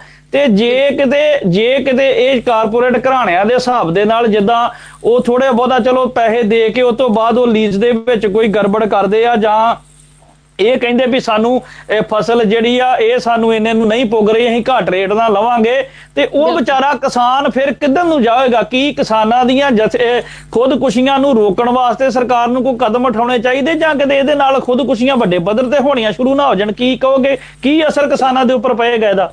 ਮੈਂ ਤੁਹਾਡੀ ਗੱਲ ਨਾਲ ਬਿਲਕੁਲ ਸਹਿਮਤ ਹਾਂ। ਇਹ ਉਹੀ ਫਿਰ ਦੁਬਾਰਾ ਹੋਣਾ ਹੈ। ਪਹਿਲਾਂ ਤੇ ਕਿਸਾਨ ਆਲਰੇਡੀ ਕਰਜ਼ੇ ਦੇ ਥੱਲੇ ਦੱਬਿਆ ਹੋਇਆ ਹੈ। ਸਰਕਾਰਾਂ ਦੇ ਜਿਹੜੇ ਵਾਅਦੇ ਸੀਗੇ ਕਿ ਉਹਨਾਂ ਦੇ ਕਰਜ਼ੇ ਮਾਫ ਕੀਤੇ ਜਾਣਗੇ ਜਾਂ ਬਿਜਲੀ ਦੇ ਬਿੱਲ ਮਾਫ ਕੀਤੇ ਜਾਣਗੇ, ਜੋ ਕਿ ਨਹੀਂ ਹੋਏ। ਕਿੰਨੇ ਹੀ ਕਿਸਾਨ ਭਰਾਵਾਂ ਨੇ ਖੁਦਕੁਸ਼ੀਆਂ ਕੀਤੀਆਂ, ਕਿੰਨੇ ਹੀ ਘਰਾਂ ਦੇ ਨੁਕਸਾਨ ਹੋਏ ਨੇ, ਕਿੰਨੇ ਹੀ ਘਰਾਂ ਦੇ ਲੋਕ ਜਿਹੜੇ ਆ ਚਿਰਾਗ ਜਿਹਨਾਂ ਨੂੰ ਆਪਾਂ ਕਹਿ ਸਕਦੇ ਹਾਂ ਬੁੱਝ ਗਏ ਨੇ। ਬਹੁਤ ਦੁਖਦਾਈ ਘਟਨਾਵਾਂ ਹੋਈਆਂ ਨੇ। ਇਹ ਜਿਹੜਾ ਬਿੱਲ ਪਾਸ ਕੀਤਾ ਹੈ, ਇਹ ਕਿਤੇ ਨਾ ਕਿਤੇ ਕਿਸਾਨ ਦੇ ਉੱਤੇ ਫਿਰ ਇੱਕ ਹਥੌੜਾ ਹੈ। ਕਰਜ਼ੇ ਦੇ ਥਾਂ ਤੇ ਆਰਡੀਨੈਂਸ ਬਿੱਲ ਲਾਗੂ ਕਰ ਦਿੱਤਾ ਹੈ। ਇਸ ਦਾ ਹਰਜਾਨਾ ਇਹੀ ਹੋਣਾ ਹੈ ਕਿ ਜਦੋਂ ਉਹਨਾਂ ਨੂੰ ਉਹਨਾਂ ਦੀ ਫਸਲ ਦਾ ਮੁਆਵਜ਼ਾ ਨਹੀਂ ਮਿਲਣਾ, ਜਾਂ 40% ਜਾਂ 60% ਮਿਲਣਾ, ਤੇ ਕਿਸਾਨ ਵਿਚਾਰੇ ਨੇ ਫਿਰ ਉਹੀ ਆਪਣਾ ਇਸ ਤਰ੍ਹਾਂ ਪਰੇਸ਼ਾਨ ਹੋ ਕੇ ਫਿਰ ਖੁਦਕੁਸ਼ੀਆਂ ਵਧਣੀਆਂ ਨੇ। ਸੋ ਇਸ ਕਰਕੇ ਇਸ ਬਿੱਲ 'ਚ ਸੋਧ ਕੀਤੀ ਜਾਵੇ। ਕਿਸਾਨ ਪਹਿਲਾਂ ਹੀ ਬਹੁਤ ਨੀਚੇ ਆ, ਉਸ ਦਾ ਬਹੁਤ ਮਾੜਾ ਹਾਲ ਹੈ, ਕਿਉਂਕਿ ਬਿਜਲੀ ਦੇ ਬਿੱਲ ਔਰ ਕਰਜ਼ੇ ਕੋਈ ਮਾਫ ਨਹੀਂ ਕੀਤੇ ਗਏ। ਜੇ ਕੀਤੇ ਗਏ ਨੇ ਤੇ ਕੁਝ ਹੱਦ ਤੱਕ ਕੀਤੇ ਗਏ ਆ। ਕਿਸਾਨਾਂ ਨੇ ਪਹਿਲਾਂ ਵੀ ਇੰਨੀਆਂ ਖੁਦਕੁਸ਼ੀਆਂ ਕੀਤੀਆਂ ਨੇ। ਇਹ ਕਿਤੇ ਨਾ ਕਿਤੇ ਜਾ ਕੇ ਫਿਰ ਕਿਸਾਨਾਂ ਦਾ ਹੀ ਲੱਕ ਤੋੜਨ ਵਾਲਾ ਕੰਮ ਕੀਤਾ ਜਾ ਰਿਹਾ, ਜੋ ਕਿ ਬਹੁਤ ਗਲਤ ਹੈ। ਅਸੀਂ ਇਸ ਚੀਜ਼ ਦੀ ਬਹੁਤ ਨਿੰਦਾ ਕਰਦੇ ਹਾਂ। ਇਸ ਤੇ ਸੋਧ ਕਰਨੀ ਚਾਹੀਦੀ ਹੈ। ਜਿਹੜਾ MSP ਆ ਉਹਦਾ ਬਿਲਕੁਲ ਉਹਨੂੰ ਸੰਵਿਧਾਨਿਕ ਤੌਰ ਤੇ ਲਾਗੂ ਕੀਤਾ ਜਾਵੇ ਕਿ ਉਹ ਤੋਂ ਥੱਲੇ ਕਿਸਾਨਾਂ ਨੂੰ ਮੁੱਲ ਨਾ ਦਿੱਤਾ ਜਾਵੇ। ਜੇਕਰ ਕੋਈ ਦਿੰਦਾ ਹੈ ਤੇ ਉਸ ਦੀ ਸਜ਼ਾ ਮੁਕਰਰ ਕੀਤੀ ਜਾਵੇ। ਕੋਈ ਵੀ ਵਪਾਰੀ ਜਿਹੜਾ ਹੈਗਾ ਹੈ ਉਸ ਤੋਂ ਥੱਲੇ ਨਾ ਮੁੱਲ ਲਵੇ। ਜਿਹੜਾ ਇਹਨਾਂ ਇੱਕ ਹੈਗਾ ਹੈ ਸਵਾਮੀਨਾਥਨ ਕਾਨੂੰਨ, ਉਹ ਲਾਗੂ ਹੋਣਾ ਚਾਹੀਦਾ। ਜੀ, ਕਿਉਂਕਿ ਜਦੋਂ ਇਹ ਜਿਹੜੀ ਆਪਣੀ ਮੋਦੀ ਦੀ ਸਰਕਾਰ ਆ ਜਾਂ ਭਾਜਪਾ ਦੀ ਸਰਕਾਰ ਜਦੋਂ ਪਹਿਲੀ ਵਾਰੀ ਦਿੱਲੀ ਦੀ ਸਦਾ ਸੰਭਾਲਦੀ ਹੈ, ਤੇ ਇਹਨਾਂ ਉਦੋਂ ਇਹ ਗੱਲ ਕਹੀ ਸੀ ਵੀ ਅਸੀਂ ਸਵਾਮੀਨਾਥਨ ਰਿਪੋਰਟ ਨੂੰ ਜਿਹੜਾ ਕਾਨੂੰਨ ਆ ਉਹਨੂੰ ਲਾਗੂ ਕਰਾਂਗੇ, ਰਿਪੋਰਟ ਨੂੰ ਕਾਨੂੰਨ ਬਣਾ ਕੇ ਲਾਗੂ ਕਰਾਂਗੇ। ਤੇ ਹੁਣ ਇਹ ਕਹਿ ਰਹੇ ਅਸੀਂ ਸਵਾਮੀਨਾਥਨ ਰਿਪੋਰਟ ਜਿਹੜੀ ਆ ਉਹਨੂੰ ਲਾਗੂ ਹੀ ਨਹੀਂ ਕਰ ਸਕਦੇ, ਕਿਉਂਕਿ ਉਹਦੇ ਵਿੱਚ ਕਿਸਾਨਾਂ ਦੇ ਜਿਹੜੀ ਫਸਲ ਆ ਉਹਦੇ ਤੇ ਕਿੰਨਾ ਖਰਚਾ ਆਉਂਦਾ, ਕਿੰਨਾ ਮੁਨਾਫਾ ਚਾਹੀਦਾ, ਉਹਦੇ ਤੇ ਸਾਰਾ ਕੁਝ ਲਿਖਿਆ ਹੋਇਆ। ਇਹ ਸਰਕਾਰ ਵੀ ਇਹ ਵਾਅਦਾ ਕਰਕੇ ਸਦਾ ਦੇ ਵਿੱਚ ਆਈ, ਅੱਜ ਉਸ ਚੀਜ਼ ਨੂੰ ਇਹ ਬਿਲਕੁਲ ਹੀ ਭੁੱਲ ਗਈ ਆ। ਬਿਲਕੁਲ ਭੁੱਲ ਗਈ ਹੈ। ਬਿਲਕੁਲ ਇਹ ਲਾਗੂ ਹੋਣਾ ਚਾਹੀਦਾ ਹੈ। ਸਵਾਮੀਨਾਥਨ ਜਿਹੜਾ ਐਕਟ ਹੈਗਾ ਇਹ ਲਾਗੂ ਹੋਣਾ ਚਾਹੀਦਾ, ਕਿਉਂਕਿ ਉਹਦਾ ਸਿੱਧੇ ਤੌਰ ਤੇ ਕਿਸਾਨ ਨੂੰ ਫਾਇਦਾ ਮਿਲਦਾ ਹੈ, ਜੋ ਕਿ ਉਹ ਲਾਗੂ ਨਹੀਂ ਕਰ ਰਹੇ। ਕਿਉਂਕਿ ਇਹਦੇ ਵਿੱਚ 3 ਪੁਆਇੰਟ ਹੈਗੇ ਨੇ। ਇਹਦੇ ਵਿੱਚ ਪਹਿਲਾ ਪੁਆਇੰਟ ਇਹ ਹੈਗਾ ਕਿ ਖੇਤ ਦੀ ਬਿਜਾਈ ਤੋਂ ਲੈ ਕੇ ਕਟਾਈ ਤੱਕ ਦਾ ਜਿੰਨਾ ਖਰਚਾ ਹੈਗਾ ਉਹ ਮੁੱਲ ਤੈਅ ਕੀਤਾ ਜਾਏਗਾ। ਦੂਸਰਾ ਪੁਆਇੰਟ ਹੈਗਾ ਕਿ ਖੇਤ ਦੇ ਖਰਚਾ ਪਲੱਸ ਕਿਸਾਨ ਦੇ ਘਰ ਦਾ ਖਰਚਾ ਜਿੰਨਾ ਹੋਏਗਾ ਉਹਦਾ ਮੁੱਲ ਤੈਅ ਕੀਤਾ ਜਾਏਗਾ। ਤੀਸਰਾ ਹੈਗਾ ਜਿਹੜੇ ਕਈ ਕਿਸਾਨ ਠੇਕੇ ਤੇ ਜ਼ਮੀਨ ਜਾਇਦਾਦ ਲੈ ਲੈਂਦੇ ਨੇ, ਐਗਰੀਕਲਚਰ ਲੈ ਲੈਂਦੇ ਨੇ ਲੈਂਡਸ, ਉਹਨਾਂ ਦਾ ਉਹ ਠੇਕਾ ਦਿੰਦੇ ਨੇ। 30,000 ਜਾਂ 40,000 ਰੁਪਏ ਮੁੱਲ ਹੁੰਦਾ ਹੈ 1 ਕਿੱਲੇ ਦਾ। ਉਹ ਖੇਤ ਦਾ ਖਰਚਾ ਪਲੱਸ ਘਰ ਦਾ ਖਰਚਾ ਤੇ ਉਸ ਠੇਕੇ ਦਾ ਖਰਚਾ, ਉਹਦਾ ਮੁੱਲ ਤੈਅ ਕਰਕੇ MSP ਪਲੱਸ 50% ਉਹ ਲਗਾਇਆ ਜਾਂਦਾ ਹੈ, ਜੋ ਕਿ ਇਹਨਾਂ ਨੇ ਰਿਪੋਰਟ ਦੇ ਵਿੱਚ ਨਹੀਂ ਕੀਤਾ। ਹਾਲਾਂਕਿ ਇਹ ਚੀਜ਼ ਲਾਗੂ ਹੋਣੀ ਚਾਹੀਦੀ ਹੈ ਔਰ ਇਸ ਚੀਜ਼ ਤੇ ਬਾਰ-ਬਾਰ ਅਸੀਂ ਜ਼ੋਰ ਦੇਣਾ ਚਾਹੁੰਦੇ ਹਾਂ ਕਿ ਇਹ ਕਦੇ ਵੀ ਨਹੀਂ ਹਟਣਾ ਚਾਹੀਦਾ, ਕਿਉਂਕਿ ਜਿਹੜਾ ਇਹਨਾਂ ਨੇ ਕਰਤਾ ਹੈ ਕਿ ਤੁਸੀਂ MSP ਦਾ ਪਰਾਂ ਕਰਕੇ ਵੀ ਠੀਕ ਹੈ, ਬਾਹਰ ਜਾ ਕੇ ਕਾਰਪੋਰੇਟ ਘਰਾਣੇ ਤੇ ਵੀ ਤੁਸੀਂ ਕਿਸਾਨ ਆਪਣੀ ਫਸਲ ਵੇਚ ਸਕਦਾ ਹੈ। ਦੇਖੋ ਇਹ ਚੀਜ਼ ਰਾਜਸਥਾਨ ਤੇ ਯੂਪੀ ਚ ਪਹਿਲਾਂ ਲਾਗੂ ਹੋ ਚੁੱਕੀ ਹੈ। ਈਵਨ ਹਰਿਆਣੇ ਦਾ ਕਿਸਾਨ, ਯੂਪੀ ਦਾ ਕਿਸਾਨ, ਰਾਜਸਥਾਨ ਦਾ ਕਿਸਾਨ ਪੰਜਾਬ ਦੇ ਵਿੱਚ ਆ ਕੇ ਫਸਲਾਂ ਵੇਚ ਰਹੇ ਨੇ, ਲੇਕਿਨ ਉਹਨਾਂ ਦੇ ਹਾਲਾਤ ਕੀ ਹੈ ਉਹ ਸਭ ਦੇ ਸਾਹਮਣੇ ਨੇ। ਇਹ ਚੀਜ਼ ਤਾਂ ਪਹਿਲਾਂ ਹੀ ਲਾਗੂ ਹੋ ਚੁੱਕੀ ਹੈ। ਇਹਦੇ ਵਿੱਚ ਇਹਨਾਂ ਨੇ ਕੀ ਨਵਾਂ ਕੁਝ ਖਾਸ ਸੋਧ ਨਹੀਂ ਕੀਤੀ। ਖਾਸ ਸੋਧ ਇਹੀ ਆ ਕਿ MSP ਤੋਂ ਥੱਲੇ ਰੇਟ ਨਹੀਂ ਹੋਣਾ ਚਾਹੀਦਾ ਔਰ ਨਾ ਹੀ ਇਹ ਖਤਮ ਹੋਣਾ ਚਾਹੀਦਾ। ਅੱਜ ਉਹਨਾਂ ਨੂੰ ਲਾਲਚ ਦਿੱਤਾ ਜਾ ਰਿਹਾ ਕਿਸਾਨਾਂ ਨੂੰ ਕਿ ਤੁਸੀਂ ਬਾਹਰ ਜਾ ਕੇ ਚੰਗਾ ਮੁੱਲ ਤੁਹਾਨੂੰ ਮਿਲੇਗਾ। ਜਦੋਂ ਕਿਸਾਨ ਉਧਰ ਨੂੰ ਤੁਰ ਪੈਣਗੇ ਤੇ ਇਹ ਹੌਲੀ ਹੌਲੀ ਹੌਲੀ ਖਤਮ ਹੋ ਜਾਣਾ। ਉਸ ਦਾ ਨੁਕਸਾਨ ਫਿਰ ਕਿਸਾਨਾਂ ਨੂੰ ਤੇ ਜਨਤਾ ਨੂੰ ਹੀ ਭੁਗਤਣਾ ਪੈਣਾ ਹੈ। ਪਰ ਰੁਪਿੰਦਰ ਜੀ, ਜਿਵੇਂ ਸਰਕਾਰ ਤੇ ਇਹ ਗੱਲ ਕਹਿ ਰਹੀ ਹੈ ਵੀ ਜਿਹੜੀ MSP ਆ ਉਹ ਅਸੀਂ ਖਤਮ ਨਹੀਂ ਕਰਾਂਗੇ, ਮੰਡੀਕਰਨ ਖਤਮ ਨਹੀਂ ਹੋਏਗਾ, ਪਰ ਅਜੇ ਮੰਡੀਕਰਨ ਪੰਜਾਬ ਦੇ ਵਿੱਚ ਖਤਮ ਨਹੀਂ ਹੈਗਾ। ਫਿਰ ਵੀ ਬਾਹਰਲੀਆਂ ਸਟੇਟਾਂ ਤੋਂ ਸਸਤਾ ਝੋਨਾ ਲਿਆ ਕੇ ਤੇ ਪੰਜਾਬ ਦੇ ਕੋਟੇ ਨੂੰ ਖਤਮ ਕੀਤਾ ਜਾ ਰਿਹਾ, ਤੇ ਉਹ ਝੋਨਾ ਵਪਾਰੀ ਜਿਹੜੇ ਉਹ ਖਰੀਦ ਰਹੇ ਨੇ, ਤੇ ਪੰਜਾਬ ਦੀ ਫਸਲ ਦੇ ਉੱਤੇ ਬਿਲਕੁਲ ਜਿਹੜੀ ਉਹ ਰੁਲ ਜਾਏਗੀ। ਭਾਵੇਂ ਸਰਕਾਰ ਕਹਿ ਰਹੀ ਆ ਵੀ ਅਸੀਂ MSP ਖਤਮ ਨਹੀਂ ਕਰਾਂਗੇ, ਮੰਡੀਕਰਨ ਖਤਮ ਨਹੀਂ ਕਰਾਂਗੇ, ਤੇ ਜੇ ਲੋਕੀ ਮਤਲਬ ਆਪਣਾ ਜੇ ਮੁੜ ਕੇ ਸੈਂਟਰ ਦੀ ਸਰਕਾਰ ਇਸ ਚੀਜ਼ ਤੋਂ ਮੁੱਕਰ ਜਾਂਦੀ ਆ ਜਾਂ ਇਹਦੀ ਕੋਈ ਗਰੰਟੀ ਨਹੀਂ ਇਸ ਚੀਜ਼ ਦੀ, ਹੁਣੇ ਹੀ ਝੋਨਾ ਬਾਹਰਲੀਆਂ ਸਟੇਟਾਂ ਤੋਂ ਆਉਣ ਡਿਆ, ਤੇ ਜੇ ਮੁੜ ਕੇ ਉਹ ਫਸਲਾਂ ਬਾਹਰਲੀਆਂ ਸਟੇਟਾਂ ਤੋਂ ਪੰਜਾਬ ਦੇ ਵਿੱਚ ਆ ਜਾਂਦੀਆਂ, ਪੰਜਾਬ ਦੀ ਫਸਲ ਕਿਸੇ ਬੰਨੇ ਜਿਹੜੀ ਉਹ ਨਹੀਂ ਜਾਏਗੀ, ਤੇ ਉਹਦੇ ਨਾਲ ਕਿੰਨਾ ਕੁ ਅਸਰ ਜਿਹੜਾ ਵਾ ਉਹ ਪੰਜਾਬ ਦੇ ਕਿਸਾਨਾਂ ਦੇ ਨਾਲ ਟੋਟਲ ਪੰਜਾਬੀਆਂ ਤੇ ਕਿੰਨਾ ਕੁ ਪਏਗਾ? ਇਹ ਚੀਜ਼ ਜਿਹੜੀ ਹੈ ਤੁਸੀਂ ਬਿਲਕੁਲ ਸਹੀ ਕਿ ਗੰਨੇ ਦੀ ਫਸਲ ਤੇ ਆਲੂ ਦੀ ਫਸਲ ਦਾ ਹਰਜਾਨਾ ਪਹਿਲਾਂ ਹੀ ਕਿਸਾਨ ਭੁਗਤ ਰਹੇ ਨੇ। ਫੈਕਟਰੀ ਵਾਲਿਆਂ ਨੇ ਕਿਹਾ ਹੈ ਕਿ ਆਲੂ ਅਸੀਂ ਖਰੀਦਾਂਗੇ, ਕਿਸਾਨ ਗੰਨੇ ਦੀ ਫਸਲ ਜਿਹੜੀ ਅਸੀਂ ਖਰੀਦਾਂਗੇ, ਲੇਕਿਨ ਜੋ ਕਿ ਨਹੀਂ ਖਰੀਦੀ ਜਾਂਦੀਗੀ। ਗੰਨੇ ਦੀ ਬਿਜਾਈ ਤੋਂ ਲੈ ਕੇ ਕਟਾਈ ਤੱਕ ਦਾ ਉਹਨਾਂ ਨੇ ਪਹਿਲਾਂ ਹੀ ਠੇਕੇ ਲੀਜ਼ ਤੇ ਲਏ ਹੋਏ, ਲੇਕਿਨ ਉਹਨਾਂ ਨੂੰ ਉਸ ਦਾ ਨਾ ਤੇ ਮੁੱਲ ਮਿਲਦਾ ਹੈ, ਨਾ ਹੀ ਉਹਨਾਂ ਦੀ ਫਸਲ ਚੁੱਕੀ ਜਾਂਦੀ। ਉਹ ਬਾਹਰੋਂ ਲਿਆ ਕੇ ਉਹਦਾ ਸਾਰਾ ਸਿਸਟਮ ਹੀ ਖਤਮ ਕੀਤਾ ਗਿਆ। ਇਹੀ ਚੀਜ਼ ਦਾ ਮੁੱਦਾ ਹੈ ਕਿ ਪਹਿਲਾਂ ਜੋ ਕਿਸਾਨ ਦੇ ਕੋਲ ਫਸਲ ਪਈ ਹੈ, ਪਹਿਲਾਂ ਉਸ ਕਿਸਾਨ ਦੀ ਫਸਲ ਨੂੰ ਪੂਰੀ ਤਰ੍ਹਾਂ ਖਰੀਦਿਆ ਜਾਵੇ, ਫਿਰ ਬਾਹਰੋਂ ਇੰਪੋਰਟ ਕੀਤਾ ਜਾਵੇ, ਨਾ ਕਿ ਪਹਿਲਾਂ ਇੰਪੋਰਟ ਕੀਤਾ ਜਾਵੇ ਤੇ ਇੱਥੋਂ ਦਾ ਕਿਸਾਨ ਜਿਹੜਾ ਹੈਗਾ ਆਪਣੀ ਫਸਲ ਨੂੰ ਲੈ ਕੇ ਬੈਠਾ ਹੈ, ਨਾ ਉਹਨੂੰ ਮੁੱਲ ਮਿਲ ਰਿਹਾ, ਨਾ ਉਹਦੀ ਫਸਲ ਵਿਕ ਰਹੀ ਹੈ।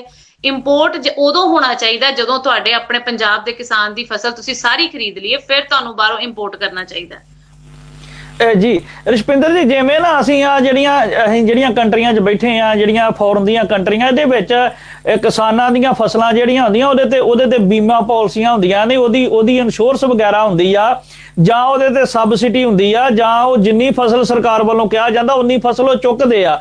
ਜਿਵੇਂ ਕਿ ਹੁਣ ਪੰਜਾਬ ਦੇ ਵਿੱਚ ਕਿਤੇ ਕੋਈ ਇਦਾਂ ਦਾ ਸਮਾਂ ਜਿੱਦਾਂ ਆ ਜਾਂਦਾ ਤੇ ਉਹਦੇ ਤੇ ਚਲੋ ਕਿਸਾਨਾਂ ਨੂੰ ਥੋੜਾ ਬਹੁਤਾ ਖਰਾਬਾ ਕਹਿ ਲਓ, ਜਾਂ ਸਰਕਾਰ ਵੱਲੋਂ ਥੋੜੇ ਬਹੁਤੀਆਂ ਚੀਜ਼ਾਂ ਦਿੱਤੀਆਂ ਜਾਂਦੀਆਂ ਸੀ, ਪਰ ਜੇ ਇਹ ਸਾਰਾ ਕੁਝ ਹੀ ਜਿਹੜਾ ਉਹ ਕਾਰਪੋਰੇਟ ਘਰਾਣਿਆਂ ਕੋਲ ਚਲਾ ਗਿਆ, ਜਾਂ ਸਰਕਾਰ ਇਸ ਚੀਜ਼ ਤੋਂ ਨਿਕਲ ਗਈ, ਤੇ ਜਿਹੜੀ ਕਿਸਾਨਾਂ ਨੂੰ ਮਾੜੀ ਮੋਟੀ ਜਿਹੜੀ ਖਰਾਬੇ ਦੇ ਤੌਰ ਤੇ ਜਿਹੜੀ ਸਪੋਰਟ ਮਿਲਦੀ ਸੀ, ਜਾਂ ਜਿਹੜਾ ਥੋੜਾ ਬਹੁਤਾ ਉਹਨਾਂ ਨੂੰ ਕੋਈ ਪੈਸੇ ਜਿਹੜੇ ਮਿਲ ਜਾਂਦੇ ਸਨ, ਇੱਕ ਤੇ ਉਹ ਖਤਮ ਹੋ ਜਾਊਗਾ ਵੀ ਬਿਲਕੁਲ, ਮਤਲਬ ਉਹ ਵਪਾਰੀਕਰਨ ਤੇ ਉਹਨਾਂ ਨੂੰ ਦੇਗਾ ਨਹੀਂ। ਤੇ ਦੂਸਰਾ ਜਿਹੜਾ ਮੰਨ ਲਓ ਕਿਸਾਨ ਦੀ ਜਿਵੇਂ ਸਰਕਾਰ ਇਹਦੇ ਵਿੱਚੋਂ ਬਿਲਕੁਲ ਹੀ ਜਿਹੜੀ ਬਾਹਰ ਨਿਕਲ ਰਹੀ ਆ, ਜਾਂ ਤੇ ਸਰਕਾਰ ਕੋਈ ਫਸਲਾਂ ਦੀਆਂ ਇੰਸ਼ੋਰੈਂਸ ਬੀਮੇ ਉਹਨੂੰ ਇੱਥੇ ਵੀ ਜਿਹੜੇ ਚਲਾਉਣੇ ਚਾਹੀਦੇ ਨੇ। ਮਤਲਬ ਕਿਸਾਨ ਤੇ ਅੱਗੇ ਹੀ ਬਿਲਕੁਲ ਦੱਬਿਆ ਹੋਇਆ ਵਾ ਕਿ ਇਹਦੇ ਨਾਲ ਕਿੰਨਾ ਕੁ ਜਿਹੜਾ ਅਸਰ ਪੈ ਸਕਦਾ ਵੀ ਇਦਾਂ ਦੀਆਂ ਪਾਲਿਸੀਆਂ ਵੀ ਆਉਣੀਆਂ ਚਾਹੀਦੀਆਂ ਨੇ ਭਾਰਤ ਦੇ ਵਿੱਚ, ਜਾਂ ਪੰਜਾਬ ਦੇ ਵਿੱਚ, ਜਾਂ ਕਿਤੇ ਵੀ ਜਿੱਥੇ ਕਿਸਾਨ ਬੈਠਾ ਕਿ ਨਹੀਂ? ਬਿਲਕੁਲ ਆਉਣੀਆਂ ਚਾਹੀਦੀਆਂ ਨੇ। ਹੁਣ ਤੁਸੀਂ ਪਹਿਲਾਂ ਹੀ ਦੇਖਿਆ ਜਾਵੇ, ਜਦੋਂ ਇੱਥੇ ਆਪਣੇ ਹੜ੍ਹ ਆਉਂਦੇ ਨੇ ਜਾਂ ਕੋਈ ਵੀ ਫਸਲ ਨੂੰ ਕੀੜਾ ਵਗੈਰਾ ਪੈ ਜਾਂਦਾ, ਤੇ ਉਹਦੀ ਸਾਰੀ ਜਦੋਂ ਫਸਲ ਖਰਾਬ ਹੋ ਜਾਂਦੀ ਹੈ, ਹਜੇ ਤੱਕ ਕਈ ਕਿਸਾਨ ਮੰਗ ਕਰਦੇ ਨੇ ਸਰਕਾਰਾਂ ਤੋਂ ਕਿ ਸਾਨੂੰ ਉਹਦਾ ਮੁਆਵਜ਼ਾ ਦਿੱਤਾ ਜਾਵੇ, ਜੋ ਕਿ ਨਹੀਂ ਦਿੱਤਾ ਜਾਂਦਾ। ਕਿਸਾਨ ਪਹਿਲਾਂ ਹੀ ਇਹਨਾਂ ਪ੍ਰੋਬਲਮਸ ਨੂੰ ਫੇਸ ਕਰ ਰਿਹਾ ਹੈ, ਲੇਕਿਨ ਜੇਕਰ ਹੁਣ ਕਿਸਾਨ ਤੇ ਵਪਾਰੀ ਦੇ ਵਿੱਚੋਂ ਸਰਕਾਰ ਵਿੱਚੋਂ ਨਿਕਲ ਜਾਏਗੀ ਔਰ ਵਪਾਰੀ ਦੀ ਹੀ ਮਰਜ਼ੀ ਚੱਲੇਗੀ ਕਿ ਉਹਨੇ ਕਿੰਨਾ ਮੁੱਲ ਦੇਣਾ ਹੈ ਜਾਂ ਕਿੰਨੀ ਫਸਲ ਖਰੀਦਣੀ ਹੈ, 40% ਜਾਂ 60% ਖਰੀਦਣੀ ਹੈ, ਜਾਂ ਉਹਨੂੰ ਕੋਈ ਮੁਆਵਜ਼ਾ ਨਹੀਂ ਦੇਣਾ, ਜਾਂ ਉਹਦੀ ਫਸਲ ਖਰਾਬ ਹੋ ਜਾਂਦੀ ਹੈ, ਤਾਂ ਉਸ ਦਾ ਕੀ ਹੱਲ ਹੋਏਗਾ? ਤਾਂ ਇਸ ਮਸਲੇ ਦੇ ਵਿੱਚ ਕਿਸਾਨ ਜਾਵੇਗਾ ਕਿੱਥੇ ਆਪਣਾ ਨਿਆਂ ਲੈਣ ਵਾਸਤੇ? ਸਰਕਾਰ ਨੇ ਪਹਿਲਾਂ ਹੀ ਆਪਣਾ ਪੱਲਾ ਛਡਾ ਲੈਣਾ ਹੈਗਾ, ਤੇ ਉਹ ਫਿਰ ਲੈ ਦੇ ਕੇ ਉੱਥੇ SDM ਤੱਕ ਆਂਦਾ, ਜੋ ਕਿ ਸਾਡੇ ਮੁਤਾਬਕ, ਕਿਸਾਨਾਂ ਦੇ ਮੁਤਾਬਕ ਨਿਆਂ ਪ੍ਰਣਾਲੀ ਉਹ ਸਟਰੋਂਗ ਨਹੀਂ ਹੈ। ਇਸ ਕਰਕੇ ਅਸੀਂ ਚਾਹੁੰਦੇ ਹਾਂ ਕਿ ਜੇਕਰ SDM ਦੇ ਤੱਕ ਇਹ ਨਿਆਂ ਦਾ ਫੈਸਲਾ ਨਾ ਉਹਨਾਂ ਨੂੰ ਮਿਲੇ ਤਾਂ ਅੱਗੇ ਵੀ ਉਹ ਸੁਪਰੀਮ ਕੋਰਟ ਤੱਕ ਜਾ ਸਕਣ ਆਪਣੇ ਮੁਆਵਜ਼ੇ ਲਈ। ਜੇ ਉਹਨਾਂ ਨੂੰ ਮੁਆਵਜ਼ਾ ਘੱਟ ਮਿਲਦਾ ਜਾਂ ਉਹਨਾਂ ਨੂੰ ਕੋਈ ਬੀਮਾ ਵਗੈਰਾ ਨਹੀਂ ਕਰਵਾਇਆ ਜਾਂਦਾ, ਕੋਈ ਉਹਨਾਂ ਦੀ ਇੰਸ਼ੋਰੈਂਸ ਨਹੀਂ ਹੁੰਦੀ, ਤਾਂ ਉਹ ਸਾਰੀਆਂ ਚੀਜ਼ਾਂ ਅੱਗੇ ਮੁੱਦਾ ਰੱਖ ਸਕਣ, ਸਰਕਾਰ ਦੇ ਅਦਾਲਤ ਦੇ ਸਾਹਮਣੇ ਰੱਖ ਸਕਣ। ਸਰਕਾਰ ਆਪਣਾ ਸਿੱਧੇ ਤੌਰ ਤੇ ਪੱਲਾ ਝਾੜ ਰਹੀ ਹੈ ਔਰ ਵਪਾਰੀਕਰਨ ਜਿਹੜੇ ਹੈ ਉਹਨਾਂ ਦੇ ਉੱਤੇ ਹੀ ਸੁੱਟ ਰਹੀ ਹੈ। ਵਪਾਰੀਆਂ ਦਾ ਹੀ ਮਰਜ਼ੀ ਫਿਰ ਚੱਲੇਗੀ। ਕਿਸਾਨ ਭਰਾਵਾਂ ਲਈ ਬਹੁਤ ਔਖਾ ਹੋ ਜਾਣਾ। ਕਿਸਾਨ ਨੂੰ ਇੱਕ ਹਿਸਾਬ ਦਾ ਮਜ਼ਦੂਰ ਹੀ ਬਣਾ ਕੇ ਰੱਖ ਦਿੱਤਾ ਜਾਏਗਾ। ਉਹਨਾਂ ਨੂੰ ਉਹਨਾਂ ਦੀ ਹੀ ਪੈਲੀਆਂ ਦੇ ਵਿੱਚ ਮਜ਼ਦੂਰ ਹੀ ਬਣਾ ਕੇ ਰੱਖ ਦਿੱਤਾ ਜਾਏਗਾ। ਇਹ ਸੋਚ ਹੋਣੀ ਚਾਹੀਦੀ ਹੈ ਜੀ। ਰਿਸ਼ਪਿੰਦਰ ਕੌਰ ਜੀ, ਜਿਵੇਂ ਤੁਸੀਂ ਸੀਨੀਅਰ ਸਿਟੀਜ਼ਨ ਹੋ ਜਾਂ ਮੈਂ ਇਦਾਂ ਕਹਿ ਲਾਂ ਵੀ ਤੁਸੀਂ ਇੱਕ ਸ਼ਹਿਰੀ ਵਸਨੀਕ ਹੋ, ਪਰ ਜਿਹੜਾ ਸੰਘਰਸ਼ ਜਿਹੜਾ ਚੱਲ ਰਿਹਾ ਵਾ, ਇਹ ਪੰਜਾਬ ਦੇ ਪਿੰਡਾਂ ਦੇ ਲੋਕ, ਖੇਤੀ ਕਰਨ ਵਾਲੇ ਲੋਕ ਜਿਹੜੇ ਉਹ ਸੜਕਾਂ ਦੇ ਉੱਪਰ ਜਾਂ ਰੇਲਵੇ ਟਰੈਕਾਂ ਦੇ ਉੱਪਰ ਜਾਂ ਘਰਾਂ ਤੋਂ ਬਾਹਰ ਆਣ ਕੇ ਬੈਠੇ ਨੇ। ਤੇ ਜੇ ਮਹਿੰਗਾਈ ਹੁੰਦੀ ਆ, ਕਾਰਪੋਰੇਟ ਘਰਾਣੇ ਜਿਨਸਾਂ ਲੈ ਕੇ ਸਟੋਰ ਕਰ ਲੈਂਦੇ ਨੇ ਤੇ ਮੁੜ ਕੇ ਉਹ ਦੂਣੇ ਤੀਣੇ ਭਾਅ ਦੇ ਉੱਤੇ ਵੇਚਣਗੇ ਤੇ ਉਹ ਤੇ ਸ਼ਹਿਰੀ ਵਸਨੀਕ ਤੇ ਵੀ ਅਸਰ ਪੈਣਾ ਵਾ। ਜਿਹੜਾ ਸ਼ਹਿਰੀ ਵਸਨੀਕ ਆ ਜਾਂ ਸ਼ਹਿਰ ਦੇ ਰਹਿਣ ਵਾਲਾ ਵਾ ਜਾਂ ਕਾਰੋਬਾਰ ਕਰਨ ਵਾਲਾ ਵਾ, ਉਹ ਲੋਕ ਕਿਉਂ ਨਹੀਂ ਕਿਸਾਨਾਂ ਦਾ ਸਾਥ ਦੇ ਰਹੇ? ਉਹਨਾਂ ਨੂੰ ਸਾਥ ਦੇਣਾ ਚਾਹੀਦਾ ਕਿ ਨਹੀਂ ਦੇਣਾ ਚਾਹੀਦਾ? ਦੂਰ ਬਹਿ ਕੇ ਤਮਾਸ਼ਾ ਕਿਉਂ ਵੇਖ ਰਹੇ ਆ? ਇਹਦੇ ਬਾਰੇ ਤੁਸੀਂ ਕੀ ਕਹੋਗੇ?